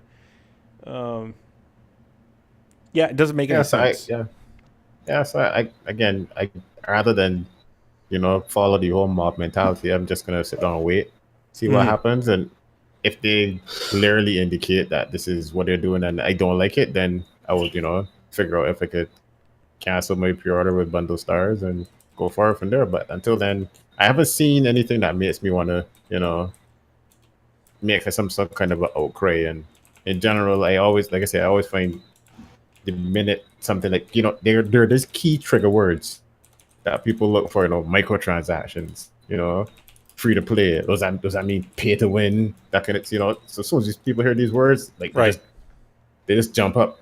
What's that you said? Bat signal? Yeah. It's like it's just like bad signal. I'm on it, Thundercats. Oh, yeah. And the alert is fine if it leads to research, but if the alert leads to just shouting because you hear a certain catchphrase, like basically, if you're a person that gets triggered by things, you're weak. Yeah, you should not. Nothing. If you should not have things that trigger you, or you should know what does and learn how to counter that, because that is then allowing things to control you, Yeah. So yeah, it doesn't make any sense. Plus, at the end of the day, too, you need to kind of be aware of market trends. Absolutely. I know that this whole thing of like trying to add microtransactions or you could see how it went from making expansions for games and then suddenly not suddenly, but over time it became DLC because now people are connecting to games via the internet, because the internet came into play. And then they were like, we don't even need to package this, we could make it into, online content where they could download it, downloadable content. And then there was like, let's not even make it expansions. Like we could sell these things that people put time and effort into to make the game, to play the game and get.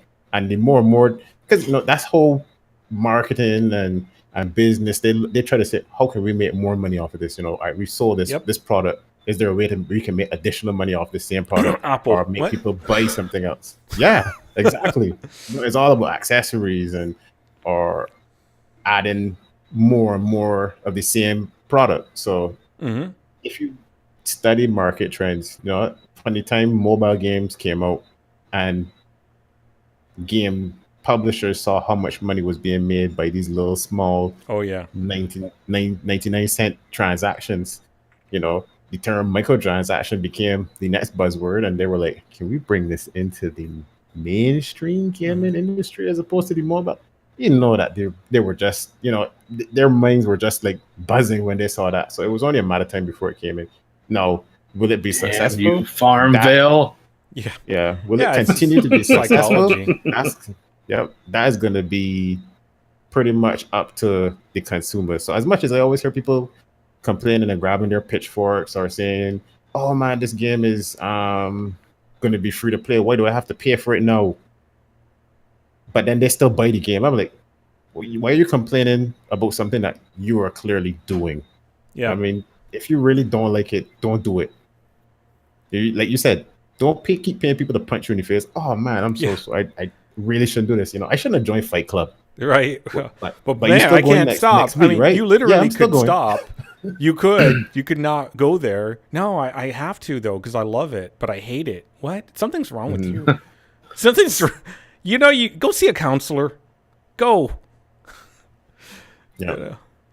Turn your obsessive stuff to positive things like learning code or whatever. But that's difficult. Oh, you're a bitch. I'm sorry.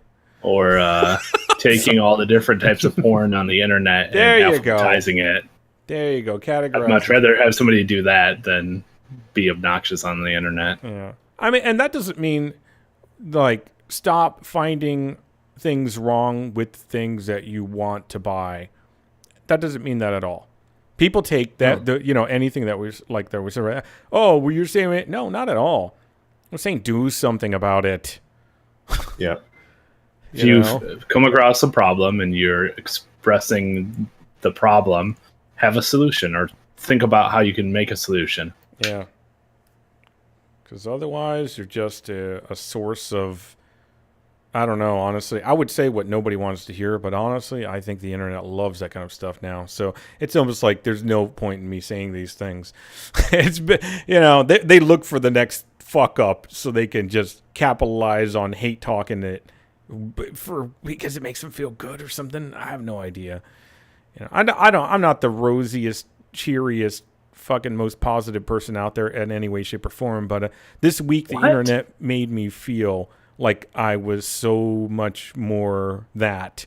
I was like, how can you all be that bad? I was like, really? Even I can see this stuff, and I'm supposed to be one of the. I'm the troll under the bridge. Salt mines were a little bit less salty, apparently. Right. Where there's some really hardcore deposits underneath. Yeah. Well, I say that my salt is useful salt. There you go. Their salt is bad salt. Yeah. It's the same thing too with memes, I find. Memes are like just really bad jokes that would never have seen the light of day before the internet became big. Yeah. If you went on stage and dropped the kind of jokes that were on memes or people would just say, get the fuck off my stage. Boo, this, what. But now it's like, you just have to come up with something silly and catchy, and it just goes viral, or just as they say. So, vile and cruel. That too. Cruel does work. Either and then one. It goes as long as the interest or until the next one comes out, and then they just disregard it. And then there's no longevity. How you could go back and look at some kind of humor from 10, 30 years. You could go watch Richard Pryor, you would still be cracking up. Yep. But you go look at like one of the first memes and stuff that come in, you'll be like, man, that was kind really of stupid. Right. Well, that's why people are trying to embrace the idea of shit posting, because they recognize that the quality of what they're doing is garbage. And instead of like being like ashamed of it and trying to better themselves in some way, like I need to be better at comedy. Instead, they're like, this is good. Look how good we are at being horrible. I make fun of it too, but I don't really mean it. I actually do try with my comedy a lot of the time too, if I'm doing that too, you know. And if I say that, it's more of a way to like kind of pull things back and say, okay, just trying to ground it a bit. No, shitposting is literally just like people trying to make the worst type of whatever humor, and people like that. I really honestly think it's just because of low quality humor is all it is, and it does have its place. It does, you know. You can't have smart humor everywhere, but I just don't really care for it. That's all. Old man Janzer. I just don't care for it. I see where it is, but I just like, you bore me. It's like really easy sex jokes. I don't go in on those because they're so easy. I'm just like, yeah, exactly. I'm just like, whatever, you know. So perfectly timed, Graham. Exactly. Yeah, that's exactly right. And done well, it's fine. But when it's done like every fucking time, even then, that has its place. You know, there's the pushing the limits of the exact same joke over and over. That's okay sometimes too, but you know, balance. That's why a lot of people really aren't comedians, and they think they are. Yeah, Shadow War pre-order controversy with microtransactions ended with bad comedy. All right. See, like that. It's just line delivery. Anyways, the Division update 1.7. Let's talk that.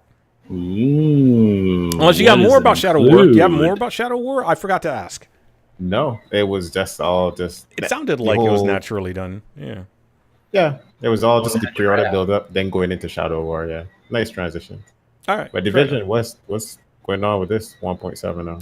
So on the 15th, between the 15th and the 22nd, they don't have a time of day on the 15th quite yet, but there's going to be the first global events. These things, they've been talking about them for a while. So the first global... And this is August. Correct. So in 4 days. 4 days from the 11th, which by the time this podcast is out, it might be time to do that. Man. It might be the exact day, which is Tuesday. I usually put the podcast out on a Tuesday. And if I'm late, like I think last week it was on a Wednesday, or I did it really late. I don't know. Either way, basically it's going to be, the first event's going to be called Outbreak. I forgot what the names of the other ones are, but Outbreak is the first one. And what Outbreak does is it's going to give you bonus damage on headshots against special enemies. When they explode, they kind of like blow up and all this goop goes all over the place that you have to avoid. Like it kind of infects an area, you know. So there's kind of environmental hazard that comes along with it. There are other things about this update though as well. They're going to do commendations and patches, basically new achievement system that they're going to be putting in place. The patches go on your jacket. You can, you know, choose. It's customization is what it is, you know. There's going to be masks based on the global events. So based on how well you do, there's a chance of getting a mask, like a special mask or whatever. They have these things. You have to go look at them. I'm not going to try to describe all that stuff, and I didn't even, you know, look at them anyway, so I couldn't even want to. Stable. Right. I'm going to leave that alone. So going back to the event and whatever, there's modifiers that they're going to have now for these events that allow you to modify the difficulty to quite a big degree. Like you can modify there's overall mission modifiers to make things more difficult, but there's also like very nuanced, like I want these enemies to be specifically difficult in a certain way or something like that. Like it seemed like 2 to maybe 3 layers of modifiers to just really up the level of difficulty for those hardcore masochists out there, you know. Plus, I think the Division community in general always looked down on their PvE. But I think that was always based on balance issues and all that. So, you know, and speaking of balance issues, so on top level weapons, level 30 weapons, there was a talent called Stable, apparently, and that is going to be changed to a 10% stability. You can still get it apparently on sub level 30 weapons, but not on endgame weapons. So that's a big, I was reading I don't know the ins and outs of all that because I do remember Stable and just, stability is one of the things that I would build most of my weapons around. Right, and then they took a stability and they absorbed it into a different another property. Remember, it used to be like you had the like horizontal and vertical stability. Yep. And then they absorbed it into whatever. But so I haven't played the Division recently enough, and when I did, all I did was underground. So I don't recall the stable trait as a role option. But apparently I don't remember it by name, but I remember there being one that just adds stability. Yeah, apparently people are like, blah, blah, blah. So anyways, that's the thing. So their thing is like, fine, I'll never get level 30 weapons then, so whatever. It's just play the game, guys. A Ballistic Shield, on the other hand, okay, this is strictly for PvP, so it doesn't affect me. The players now are going to do 20% more damage to shields because apparently they were finding the shielding to be a little bit overpowered. So now you're going to do more damage to that. In addition to that, the D3 FNC, we know that, of course, right? It's going to change from the 30% ballistic shield health to 10% damage to elites, which is kind of a big thing. What? They're basically nerfing it. Really? Yep. That's a huge change to that. Yep. And the whole thing was all about the shield. I know. The reason why they're doing it is because they're going to bring out classified versions of sets. And they're just basically extra special versions, So there's going to be a 4-piece D3 FNC. And I do agree with the comments where it's like, wait a second. So in order to make that one special, you go and nerf the other one? I don't like to side on the the side of negativity, conspiracy, or theory, that kind of thing, whatever. But it's pretty plain. It's data. It's right there. That is pretty bad for people that ran D3 FNC or worked their ass off when it first came out to get it. Because I remember worked my ass off. You did, and you got it. That set, and I got it, and I grinded for like hours to get that. So it took me a lot longer to get it, and I ended up getting it. But you actually used it quite a lot. Raids, I remember. Yep, it's quite helpful. Then today say, oh, that one that you got? Yeah, that's not going to be as good. We're making a better one. Yeah. And we're going to make it worse than how it was when you originally got it. Yeah. Yeah, that's kind of like a kick in the nuts. And man. it's not even that it's like 30%, now it's 10% ballistic shield health. It's a totally different value. Yeah. 10% damage to elites. Crazy. It's like, well, that's neat, but that has nothing to do with the shield. Right, exactly. It's not a weapon. Yeah, you're like 30%. I'm like, is it going to 10? Is it going up to 50? Verify, and then you're like, damage to elites. And I'm like, well, what the fuck is that shit? And you can verify all of this on their... well, you probably go to Reddit because there's a quick breakdown there, but you can always verify it as well on the website. Classified Gear, latest news and content, I think is the name of the article on their website, their blog post. So, there's classified bonuses. I did not get all of that stuff because I don't know that we have a huge... Yeah, I know. I stopped myself from saying it. But, remember that obsessive thing I talked about? Yeah, so... but you can read about the other global events they have, the commendation systems. Once again, it's not a news network, so I just kind of, things that are neat I bring up, and things that I think would be interesting. You guys go, anybody can go check out. But if you're still playing the Division, there you go. So I'll probably check in to see how the Outbreak thing is and see how in-depth that difficulty selection process is. Sounds cool. I like that they're doing something different, and they're trying still. Yeah. With what little they have left, and it feels bad, man. But yeah, it's almost like I don't even want to play it anymore either, though. Not in a bad way. I just don't have the will to want to. So there's other things crowding my mind. So, but moving on. Graham, you had asked me about the ESO thing. Yeah, I don't know what that is about. I haven't seen anything news wise. I don't know what's up with ESO. I don't know. You had tweeted something about like, hey, check this out. We can talk about it. Nope. That was a giant confusion thing. That was all Twitter confusion. All of that. None of that is a real thing. All of that was dates and formatting and UI confusing you two. That's all that was. Oh my god! I'm deleting that. Yeah. Do you want to talk about ESO though? No, I said I covered everything about. How's the warden going? The reach. Yeah. No, yeah. See, that's why I was confused. I was like, I ended up like double looking for stuff. I was like, maybe I missed something. I have a question because you were streaming the ESOs, the last 30-hour attempt, and somebody was in chat and they said Battlegrounds ruin things.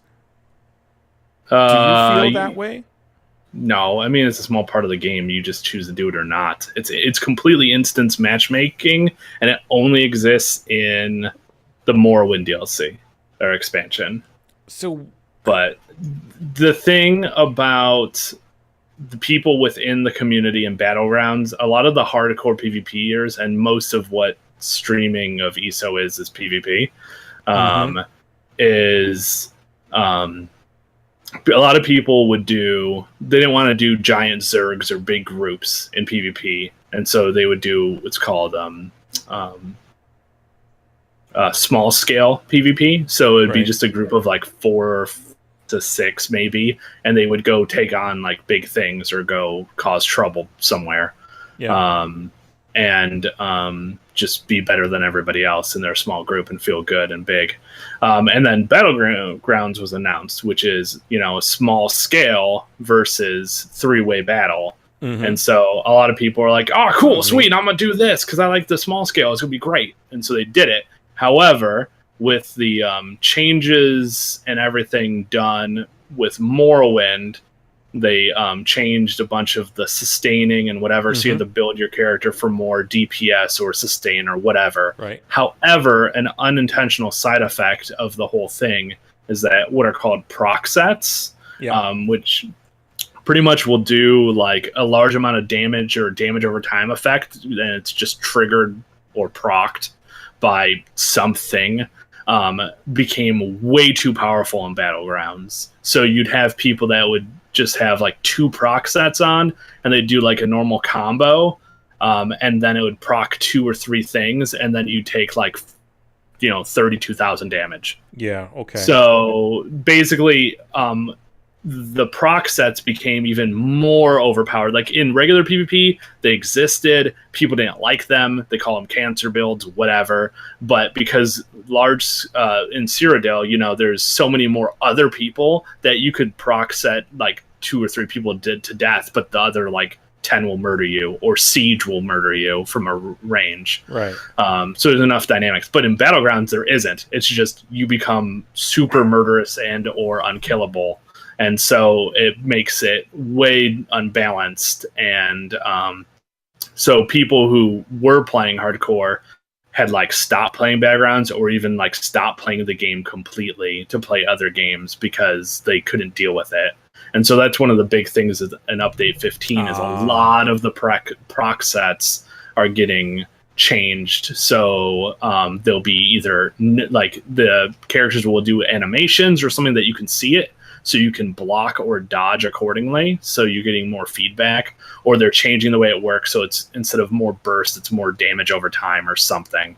So that's one of the big things there. But yeah, so that whole thing about Battlegrounds ruining shit is basically not so much anything to do with Battlegrounds itself, but the other byproducts and that circumstance highlighting those byproducts being bad. So I always wonder why they don't just like adjust values or something like that for the different game mode, because that plagued the Division the entire time it was around, was PvP versus PvE, and what one side did to the other based on having to make adjustments to values and all that, because apparently it was so tied in together. I don't know. I mean, I'm sure things are really complex, and because Battlegrounds came later, like it's adding something to the system that's already big, so they have to like figure out how to actually get that to work. But it just always seemed like it's a different, if it's a different game mode and they're bringing up a different map, that maybe they could put something in there for like, this character is now in this mode, therefore it follows this rule set, or something like that. Yeah. Mm-hmm. And that would solve the whole, like, okay, great, you can go be, jackholes out there on the battlefield, but when it comes to battlegrounds, all of that gets scaled down or something, or I don't know, like the talk set specifically, if they find that to be. But I mean, yeah, for me, I don't really care. Like, the only time that I ever played Battlegrounds was during the last event, because it was a criteria on a checklist, some things. Gotcha. Or like some people might do it because they're, completionists or what have you. But largely, I just don't like it nearly as much, so I really just don't play it. yeah, okay. So it sounds neat though. A 3v3 with 12 players, three-way battle, different objectives, or just deathmatch.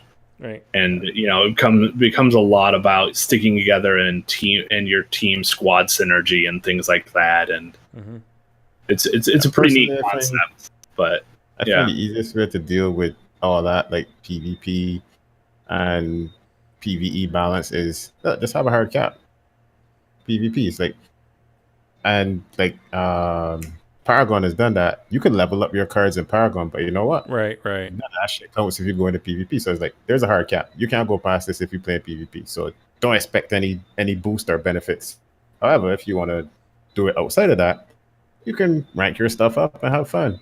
Yeah, I would say that maybe because of the fact it's trickier that they're a much with smaller MMO game and RPG and things. Yeah. Because there's a lot of factors. So build, small. Gear, level of gear. Like Paragon's like one skill, part whatever. of the entirety of so just in the terms of code, I would imagine that they just solely focus, really hard. Clearly, that's what their focus is. They have to balance that kind of stuff. So, and even there, people are like, it's not balanced or whatever, So, like that whole thing about like what you were saying, Phil. It wasn't happening just to people that like watching pros. It was happening to normal people that they get destroyed by, like, let's say a countess doing her ability. Well, there's a card out there that lets you block 85% of ability damage for 6 seconds. So, I mean, it's really a matter of like V42 dropping and nobody really having anything ready for it. Because why would they? And then expecting to dominate or at least not get destroyed the way they used to. But nobody really knowing what's coming out, So, nobody was ready. So, counters will come up. People will find a new meta. It's gonna happen. Always.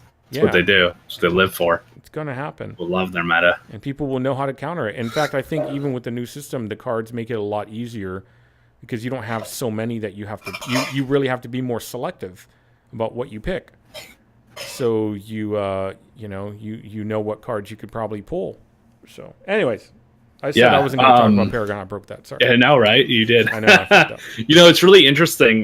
We a couple times you talked about like achievements for something, and then I talked about achievements. There is something in a GameSpot article that I came across, which is the way that Xbox One achievements are having some sort of fundamental change, which for most people means nothing or doesn't really matter, but it's really interesting to me because my history is that I think it was around the time early college in my undergrad up until probably like 2013. So we're talking like 6 or 7 years of my gaming life.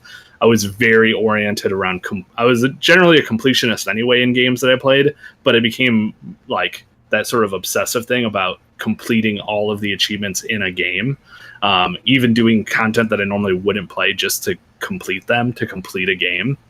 And so like even today, my gamer score is really high, but I haven't paid attention to it as much in recent years at all. But a lot of it I had built hardcore really fast early on. And so the whole thing with this is they're trying to show a way that represents gamers in their experience more than the way it currently does. So like right now, a lot of games stray away from more multiplayer achievements because people who at my time and place then would play a specific way to achieve achievements in multiplayer, and they didn't like that because then you have some asshole, which would have been me, sitting in a corner trying to shoot 300 pieces of glass out of a multiplayer level instead of playing the game and letting the team down because I'm just playing to get the achievement. I don't give a shit about the rest of the other people. But they put it in multiplayer, so I have to play multiplayer to get it. So that's why I'm doing it.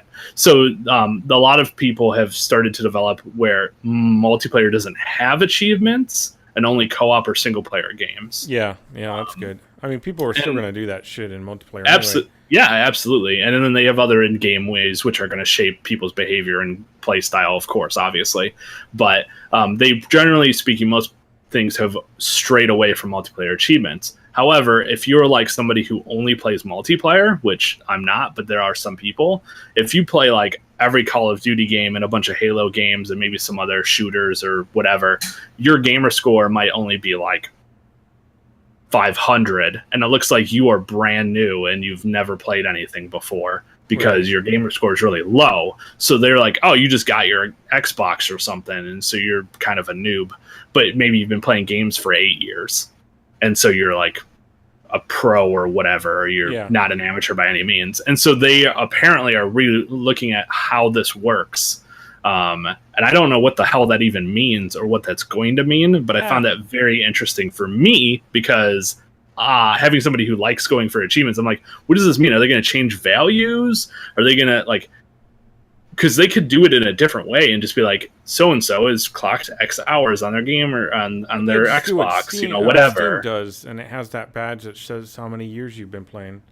Yeah, maybe. Because I know that on my individual thing, on my own profile, it says how many years I've had Xbox Live Gold, but it doesn't reflect how much I've played. So maybe they're going to, and the Xbox has been doing a lot of borrowing and taking from Steam, like the sharing games and stuff and gifting that is coming soon, and so they could very well be looking at the way some of the Steam badges work and things like that. But it's really interesting. But yeah, so I think it's really neat. I have no idea what it means or what it's going to look like, but it will probably impact me in some capacity because I do like earning achievements, even though I'm not a hardcore completionist anymore. But I know it's going to change for some of the people that I did used to play with a lot. Like, that could change a lot of things for how they play games. But yeah, it's interesting because I also, at the same time, like, whenever I like, oh, that guy has 2,000. Well, what has he played? And it's like a bunch of games with zeros.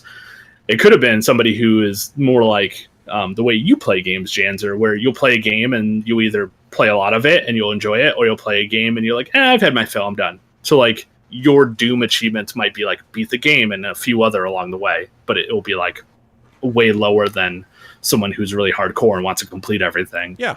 And it but that doesn't tell you. Yeah, and that's all it does. It just tells you, oh, you get ADD a lot with your games, or you just don't give a shit about collecting in games. Okay. You're not a collectible person. And so it's really interesting because at the same time, like, I don't really think this shapes my perception of other gamers at all already in the current system. But it's interesting that they feel like that is a thing, and so it's their job.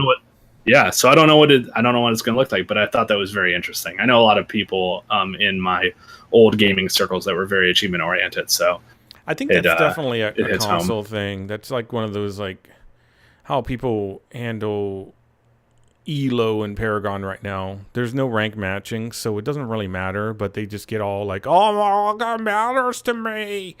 It matters to them, but it really doesn't matter at all, so but it's an interesting thing. I don't belong to that like community, but I kind of understand it a little bit. There's a lot of like just human stuff and just like intrinsic and extrinsic motivations and all that. Like, it's all very general human stuff too, but it's interesting for me as well, specifically. So I thought that was neat. And then there's two other cool things that are happening with the Xbox world, which is Spotify, which had like exclusivity with like PS4 or something, is coming. So now I think that launched earlier this week, actually. So now anybody who has an Xbox can get Spotify, and they can listen to Spotify while they're playing games within the same system. Oh, nice. So it can play through their TV and whatever while they're playing a game, which is pretty cool. So that's neat. And that is great. The Xbox for a long time, even back on the 360, had like an insider program. I think it had a different name once upon a time. I think it's had like a bunch of evolutions. But anyway, it's gotten to the point where it used to be like invite only, and like the only way you could do it was like you could be like Gmail used to be like you have to be invited by somebody inside the program to get inside of it. Yeah. And now it's open to everybody. So if anybody is like, oh, I really want to see what, you know, the new dashboard is going to be next year or all these new things, you can just sign up. So there's no like barrier for that anymore.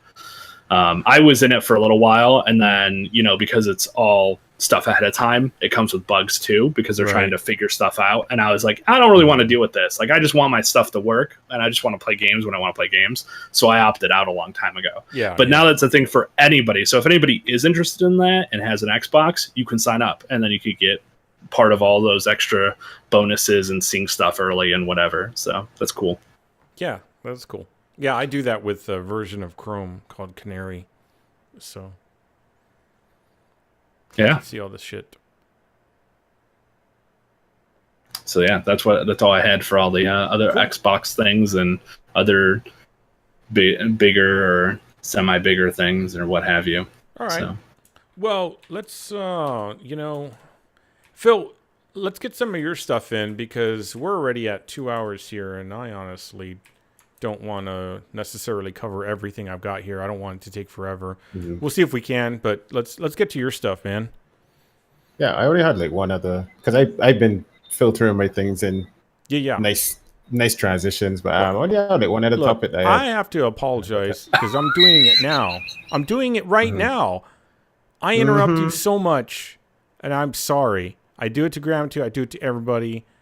But whenever I have something to say, I just don't stop myself all the time. So, yes. Can't stop, won't stop. Yeah. But at least this is a good interruption, I hope, because I'm apologizing. Now, please. Yeah. No, I would just... Have you guys followed any of this stuff with like Steam Direct? Which is supposed to be replacing... I don't know what that is. Greenlight.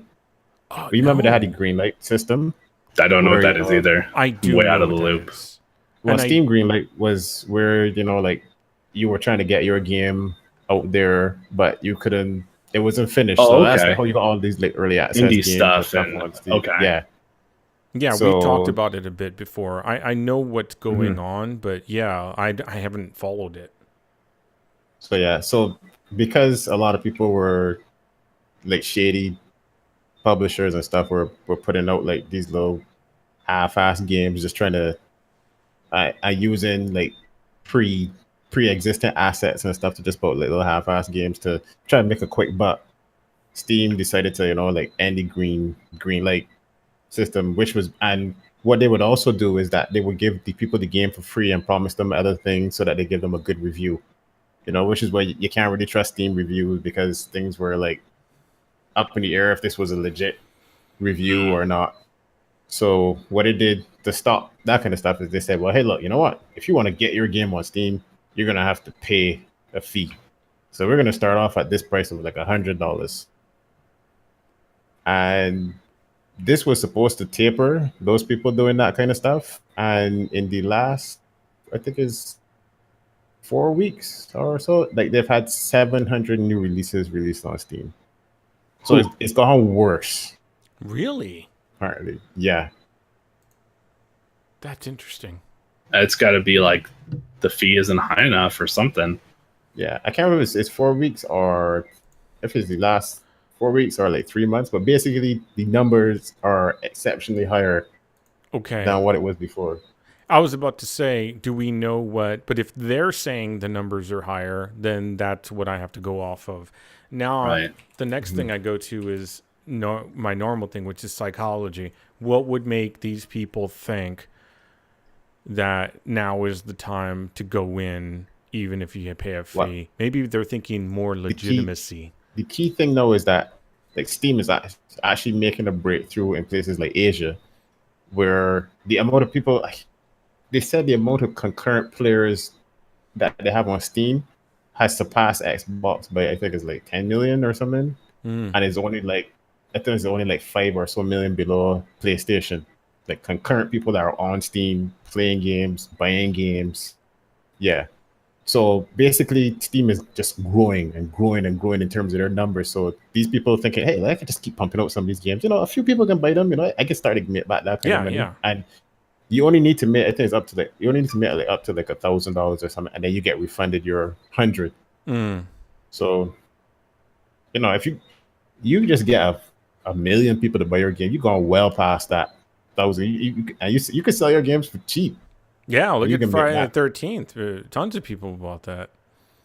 Oh, exactly. Yeah. And it was garbage. So, yeah.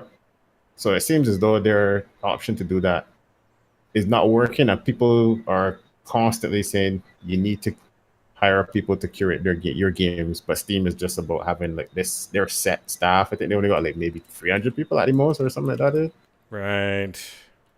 Yeah. And that's not even 300 people dealing with just the Steam store. That's like all of their stuff in terms of Steam, Valve, whatever. So people are just kind of complaining, saying, "Look, we just got to try through all this shit now to find decent games, and this isn't making it better; it's making it worse." Yeah. Yeah, I wonder what's going to end up there going on, but more games. Yeah, I don't know. Like something there was like, okay, well, pay a fee and it looks more legit now, right? Because that's what Steam is saying. So therefore, people would have a higher tendency to purchase. But then again, if most people don't know that's going on, then they don't give a shit anyways. So Yeah, and there was something about Steam saying that they expected to have an influx in the beginning, but then they would adjust the pricing and it would taper off. But it's like, well, basically all you're doing is just saying, hey guys, the gates are open. Not gonna be open for long. Do it now. Yeah, they just need a person. Doesn't seem like they just need a team of people, not a person. They need people, clearly, to see what these like beta versions or whatever it is. All right, send us the product. We'll check it out. They need that. Or maybe they create that through the community. Hey, be a Steam direct tester, and be part of whenever these new games come in, we'll base whether or not they're going to hit the store on your, feedback. Yep. And I'm sure that there's some people that will even do that for free. Because they would be like, oh, free games? Yeah, I'll do it. Yep. I don't know if I would do it, but it definitely would be something it would be in the light of how Steam handles things, which is, we're not going to touch it. We're going to let the community do it. Yep. So, and then the incentive for people would be like, oh, I get to be a cool guy and get things early, right? So give people a pretty badge. They'll be happy. Absolutely. Yep. And the only other story, other topic that I had was in regards to Hellblade, which we kind of just, I think somebody had mentioned briefly. Yeah, you have some stuff to talk about that you were telling me the other day. Yeah, so I was Hellblade is. Do you know about it, Graham? I know a little bit. Yeah. Yeah, it's an interesting game concept. And I guess that's come to fruition. Dealing with a lot with psychosis, where people have hallucinations. Yeah. And I brought it up last year. I pretty much believe that stuff is real. So they've created a character in the game, and not only did they just create this character and base it very strongly on their research and dealing with people that actually had that, and people have dealt with that therapy that had to, psychologists that have to deal with people like that. They respected that field, the people that actually go through this actual problems in life, where they see things and they believe and they hear voices. They got input from authentic sources. Yep. They treated it with care and respect and put it into the game, and the mechanics of the game cater towards that. And not only that, they decided amongst themselves, this is Ninja Theory, the developers of the game. They said, we're going to make a AAA game that's indie, that's at an indie price. because they don't have publishers behind them making this game, and the game looks really freaking awesome, and it only costs $30. Hellblade? Yep. Yes. I thought it was a $60 I also thought it was 60. It's 30. Oh my god, I had no idea. I read that it's about an 8-hour campaign, so that's probably why. I mean, when you set out to sell a very probably scripted and, fleshed out story, usually that's what it is. Yeah, it's more like Life is Strange, but not like how it plays, but just in that it's a small format story that's very linear. And that's what I got from the small bits that I had seen. That it's the impression I got. Anyway, sorry, Phil, go ahead. Yeah, no, but when you look at the level of voice acting and the graphics and stuff that put into it, it easily could have been sold for $60, even if it's an 8-hour or 10-hour game, however long it takes for people to finish it. It could easily go for $60, but their goal was to sell it at a more, I guess, consumer-friendly price. Right. Ninja Theory, I believe. Yep. Ninja Theory's in it. Yeah, and what I showed of it last year, which was around E3, the imagery at that time was amazing. We talked about the production. Combat looking. We talked about combat stuff. The technology that they were pulling into their studio. And this was a game that the developers wanted to do that was not, at that time, being backed by publisher money from what I remember. It was just something they wanted to do. So I don't know how that ended up money-wise, but it sounds like it seems to be done the way they wanted it. Yeah, it seems to be doing pretty well. I don't know how successful it is at this point, but it seems to be very well received by the majority of critics. There was one particular critic, which I will mention that as well too. But not only did they create a game that had high level like AAA graphics, great story content, but the game they took a different turn on games because every game has some kind of user interface. There's no HUD. Game has 0 HUD. There's no thing saying a health bar, distance that you gotta travel. Nothing of that is completely HUDless. And what's nice is that they actually use the whole interaction of voices that people with psychosis would have to give you the hints and tips, like how you playing any like Arkham Batman game or Assassin's Creed game, and it says, "Oh, somebody's coming as attack. Press thing to to parry or whatever." A voice might say, "Don't let them surround you. They're coming around for you." They're like these kind of like paranoid kind of voices just jumping in and saying stuff, so then oh shit, something's gonna happen. And I thought that was kind of a very interesting way of taking what you need to have visually and putting it in your head the same way that somebody with those kind of mental issues actually have to deal with. Yeah, it's immersive in a way that doesn't separate game from character.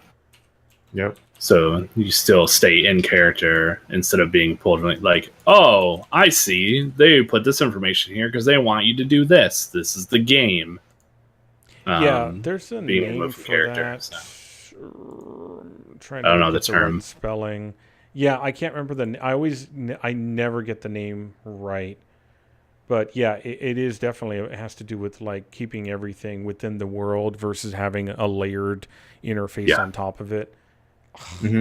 Anyways. Yep. But, well, as cool and as interesting as that, stuff would be, then you always got to deal with reviews and reviewers, which for the most part, great reviews. People are saying, what they love about the game, any small little issues that they might have. But then they had this big thing that happened with, like, as most of us would know, Jim Sterling. He played the game. He created a bug in the game, basically, because he did not. So basically, there's a point in the game where you're being overcome by this darkness, a kind of an infection. And at this point, you need to stay in the light in the game. So obviously, you're going to traverse through darkness to get to the light. So what happened to him is that he was trying to go from one point to the next, which was really far away. but he did not realize that he had to relight the torch he was running past his, like, people that saw his review realized, hey, how come you didn't use the torch on the side? But he never did it. He kept playing and playing and playing and dying constantly, and he got frustrated. Before that point, he was giving the game great reviews. He was like overwhelmingly positive about the game, but then he decided to give the game a 1 out of 10, which, again, I don't like to give things based on a ranking. I think that's bullshit, because you don't like one aspect of a game, that could lower the ranking. But I find numbers equally as helpful as words. So like a 1 out of 10 just tells me very extreme hate words, which just tells me that they had some type of emotional experience of the game and it bugged them. And usually an emotional experience is unique to an individual because it's an experience or expectation or something like that. So usually whenever I see a 1 out of 10, it's helpful to me because I usually can go forward with, don't really take anything they say without a grain of salt. But anyway, go ahead. The problem with that, before you go ahead, is that critics should not be like that. Oh, of course not. The whole point of being a critic is that you're supposed to be able to take an objective assessment and put your personal opinion along with it, not take your personal feelings and then maybe talk about some of the objective things as if they're secondary in nature. You know, like, true. Yeah, I think I've just unfortunately gotten comfortable with video game critics just not having any integrity or professionalism. Yeah. So I think that it's unfortunately disgustingly becoming an expectation. Yeah. Itself. It gives critic a bad name, and critics never had the best name anyways, because I know critics do art critics, so they control the art world. And so they get really bad raps. Any critic, a movie critic, food, restaurant, whatever. Critic, whatever it is. Critics get bad names all the time for whatever reason. So it's a difficult job, and it's difficult to have integrity. And it's also probably difficult to make a name for yourself and get hired. So if you become what is the expectation, which is I'm over the top, this is garbage, then you're going to get attention. You know, so then to go back to what I was looking for, the term that I can never quite remember properly is diegetic, and that's why I always spell it wrong, or diegetic. I'll put it in chat real quick here, DIEGETIC, and it basically has to do with no user interface, and you get all of your information from the environment itself. So there is no overlaid text. There is no inventory screen. There's no screens. You exist in the world. And so anything that you need to get, like time, is on a clock or on your watch. Direction is a compass that you pull out of your pocket. You know, that kind of stuff. Yeah. But yeah, cool. So I mean, like, his review was just, it goes back to, like, well, for me, like the same thing you said, like you have the art critics and stuff. I honestly never, like, from going and doing degrees in, you know, graphic arts and design, and having to do stuff we had to do paintings and stuff. When it came down to critics, I was kind of like, why was this person getting an A and this person getting a B? Is like, but that just comes down to your perceptions. That you think that this painting is better, this person's painting is better than that person's painting, but hey, I think that this one is better than that. So why isn't it getting an A? No, it's only getting an A because you're the tutor. So now it's like, oh no, you're the art critic. So you're gonna say that this painting is bad because, or this painting is good because you want to push this particular artist and you like this thing, and then that filters into every other kind of critic. Where you got games critics, you know, like they like a particular game or they don't like a particular kind of games. They put their own influence on it, and you have this disconnect because, like, if you look at the art world, I used to look at, I was in our history class, and I remember my tutor, she put a painting up that was called White on White. It was basically white paint put on a white canvas, and this thing was worth millions of dollars. Yep. And I just raised my hand up in class instantly. I was like, excuse me. I was like, that's not art. That's a piece of shit. That's just a canvas. And it's like, if you give me that in the exam, I'm not answering that question because there's no way you could convince me that that's art. Well, that's trending towards modern art is the reason why. And that's what a critic would know. They would know classifications. So classical art tends to have more focus on technique and quality of line or color palette usage, all that stuff. Modern art is absolutely open to interpretation, which makes it, that's the thing that fucks everyone up. Even me, when I first took art history, I absolutely raised, I was like, I don't understand art, and I'm telling you up front because I need help, because I don't understand, and it makes no sense to me, so I would like to learn. I was just like that, like a dumb asshole, you know. I look like a fucking idiot, but guess what? I learned a lot, and so that perception that I had of modern art was broken down because I then understood why, you know. Yeah, there's so much things I learned in like art history of different kind of art styles, themes, you know, cubism, this, you know, you learn stuff. And I fully appreciate all that stuff. But then they always went to that another step above, which was just bullshitting to me. And I always found that you saw that in a lot of art galleries and stuff like with the, like, because at the end of the day, it comes down to politics with art gallery directors. I went to Europe.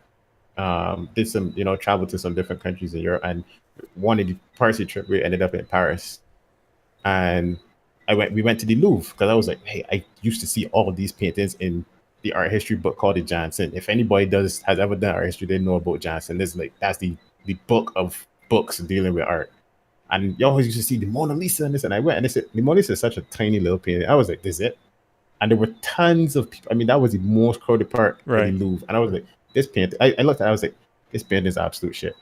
It's not bad. It's a cool painting, but like compared to all the other stuff that I was seeing before I got there, I was like, that has to be one of the lowest pieces of art there. Yeah, but it was valued by whoever had power, and that's the important part. That's what made it important. That's it. Yep. Yeah, and the other one interesting thing too is that the Mona Lisa actually was not very. It was nowhere near as popular, but it was actually stolen by one of the cleaners, janitors, and stuff at the museum, and it went missing for, I think it was missing for like 3-4 days before anybody noticed. Yeah, you know what happened there? They probably gave it to a guy who was really good at doing the style, and he made copies. It happens. It's people can replicate styles, and they're amazing. That's to me, that's skill. That's crazy shit. Yeah. So I all this is, you know, to rewind it back. Like, I just find that there's always, like, you know, we're looking at games. Yep. A clear example is what's that? Mad Max. Reviewers shitted on Mad Max when that game first came out. Really? I thought it got mediocre reviews, not like horrible reviews. Well, not sorry. In terms, they thought it was like, oh, it's just another open world game. Blah, blah. Yeah, he's smart. It was like, it was not given the chance, right, to shine. It wasn't taken for what it was, right? Yeah, and then the general public got their hands on it, and you see a huge difference in terms of, like, if you go onto like Metacritic or any of them review sites, there's a huge difference between what the reviewers say and then what the general public reviewed it. The general public loved it. Yeah, it's a great game. There's a big disconnect, and if, again, going back to what you were saying, if you're a reviewer, you have to be impartial. You can't think, oh, another open world game. I don't like these. Is this a good open world game? Yeah.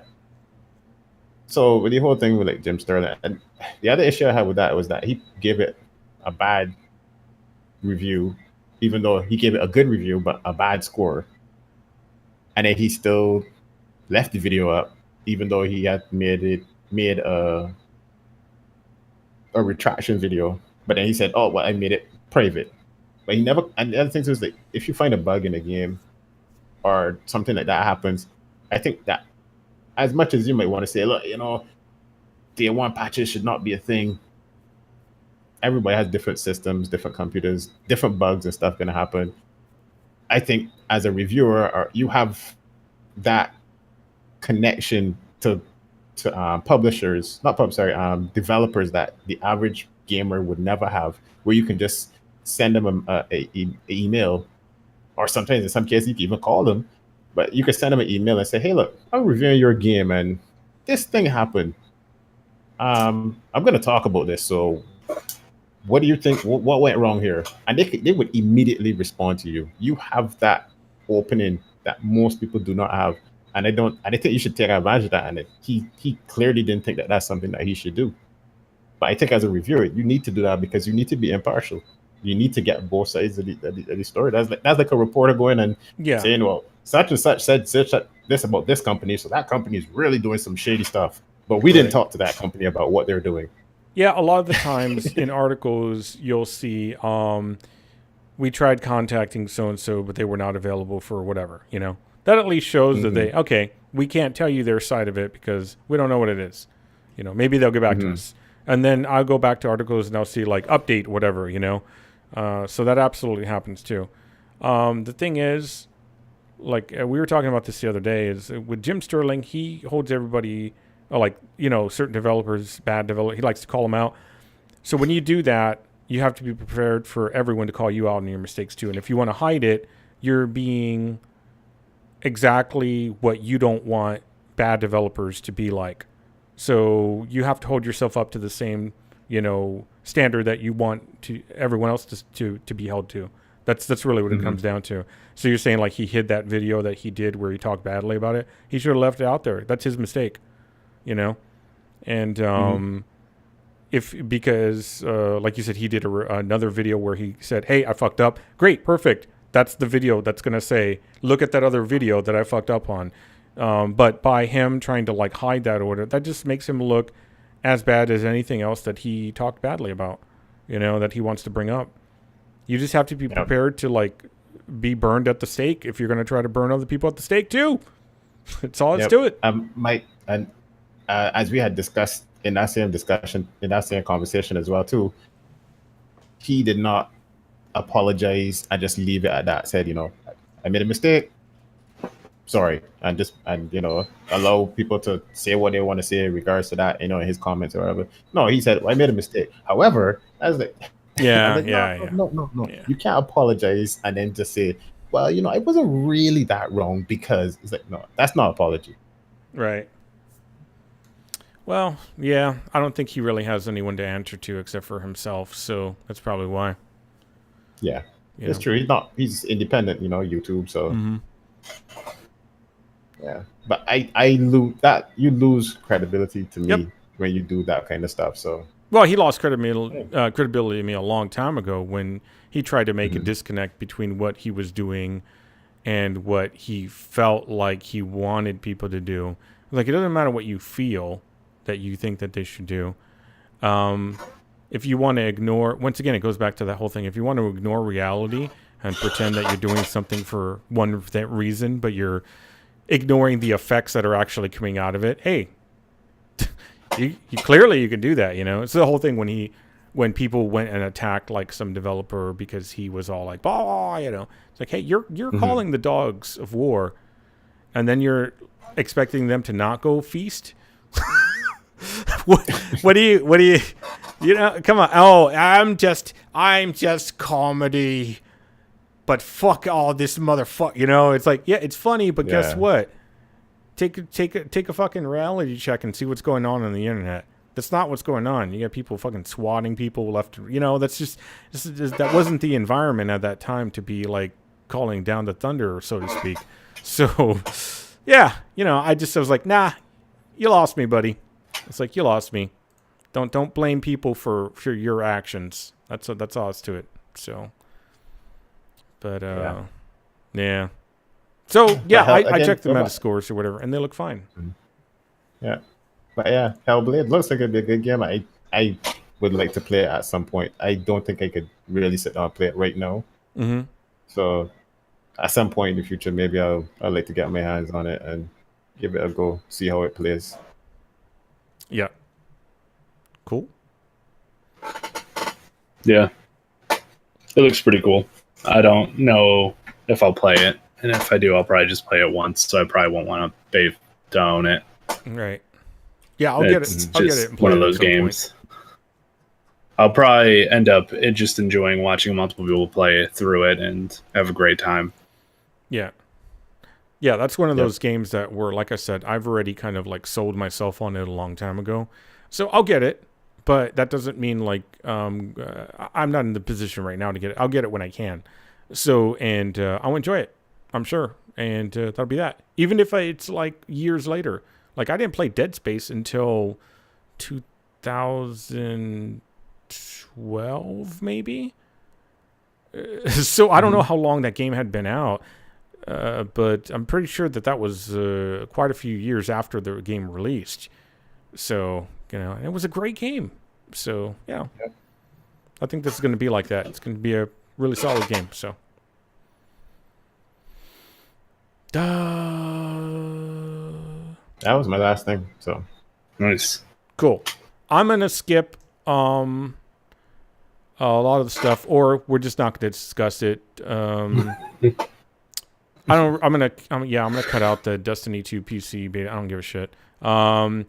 No Man's Sky made some changes, whatever. So all that stuff that they talked and I'm bringing this up because somebody on Twitter was like trying to defend. Well, it was exactly what I wanted at launch. I was like, well, you were one of the people that got exactly what you wanted. But when people tell you the expectations of something and don't deliver, it doesn't matter if that's if you got what you wanted. A person is telling you you're going to get cheese on your burger and you didn't get any cheese. Just because you seem to be okay with it, that's not going to sit well with the 99.99% of the people that are out there, okay? So, yeah.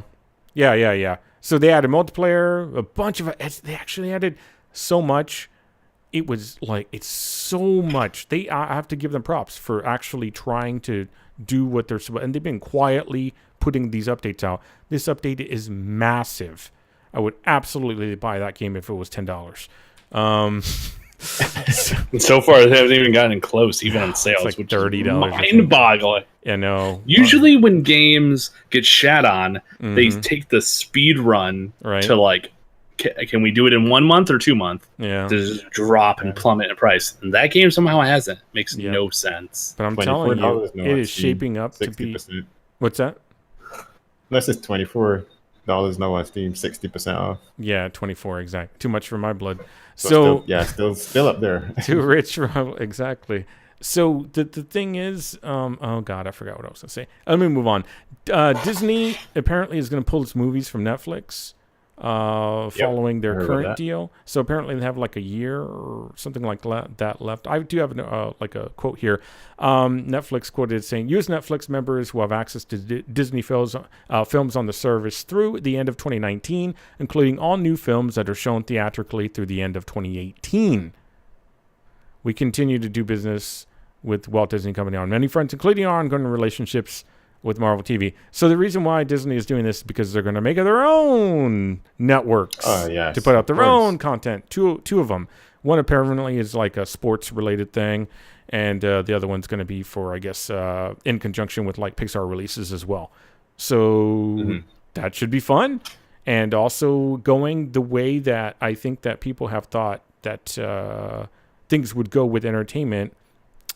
About 5 years ago, we talked about how cable companies were going to get broken up if they didn't start breaking up things and allowing people to pick what they wanted to pay for.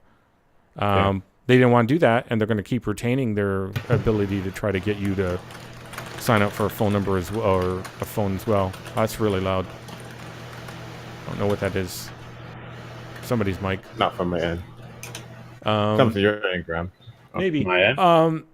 That's all right. We'll move past it. I don't hear it. So basically, yeah, that's pretty much it. Disney's going to do its own thing. Netflix is going to retain stuff for a while. So X-Men, Marvel stuff, all that. That's kind of one of the things. Star Wars stuff, that's what people's worry is. But that's just something to look out for. Yeah, and apparently Disney doesn't own the rights to like A New Hope from Star Wars. I heard. Really? That's the only Star Wars movie they don't. I don't know who it is, but somebody apparently else owns the rights to that, and they haven't released it. I guess Disney hasn't offered them enough money yet. Yeah, it's weird. I don't even know how things look like that happen. No idea. I'll try to look it up, but I heard because I saw discussions about this whole thing, and then that came up in the discussions as well. Yeah. Oh, all right. Well, that's it though. I don't think that's gonna hurt Netflix in any kind of way. It's just like another avenue for another set of competition. You know, it's like, hey, if you want to see these things, go there. If you want to see that, because HBO's got Netflix is their already thing. making their own content. Yep. So it's true. It's true. It's just the only people, like you said, the only people that's hurting is cable companies who just refuse to move forward and accept the future. Yeah, and give people what they want. You know, that would help them instead of trying to like force us to get a telephone package with cable and there you go. internet. It's the stupidest thing. 20th Century Fox. They keep sending me stupid fucking things in the mail about that. Yeah. Like It's just like last Century week. Fox. It's not going to happen. Yeah, sorry, it's 20th Century Fox that owns the rights to. Oh, okay. Star Wars, I think it is, and I think they own the New Hope or something like that. So yeah. Yeah, clearly something there happened. I have no idea. Don't know. I'd have to look into it. Yeah. Oh God. Well, I don't care because it doesn't get me money, so they can buy that out. I don't give a fuck. I can still watch it if I want it anyway. So hey. Yeah. All right. We're done. I'm definitely done. Yeah. Stick a fork in it. Nom I don't nom. know why I said that. Yeah. Alrighty, guys. Thanks for the podcast, like always, and thanks everyone for listening. And we'll see you later. Have a good weekend. See you next time on episode 69. Yep. And don't forget, Graham is still streaming, so anybody who's here watching this, they can go and hop over to Graham's 30-hour stream, which is still ongoing. See what's going on there. Indeed. Watch him die slowly on stream. All right. Yeah. Okay, we're out.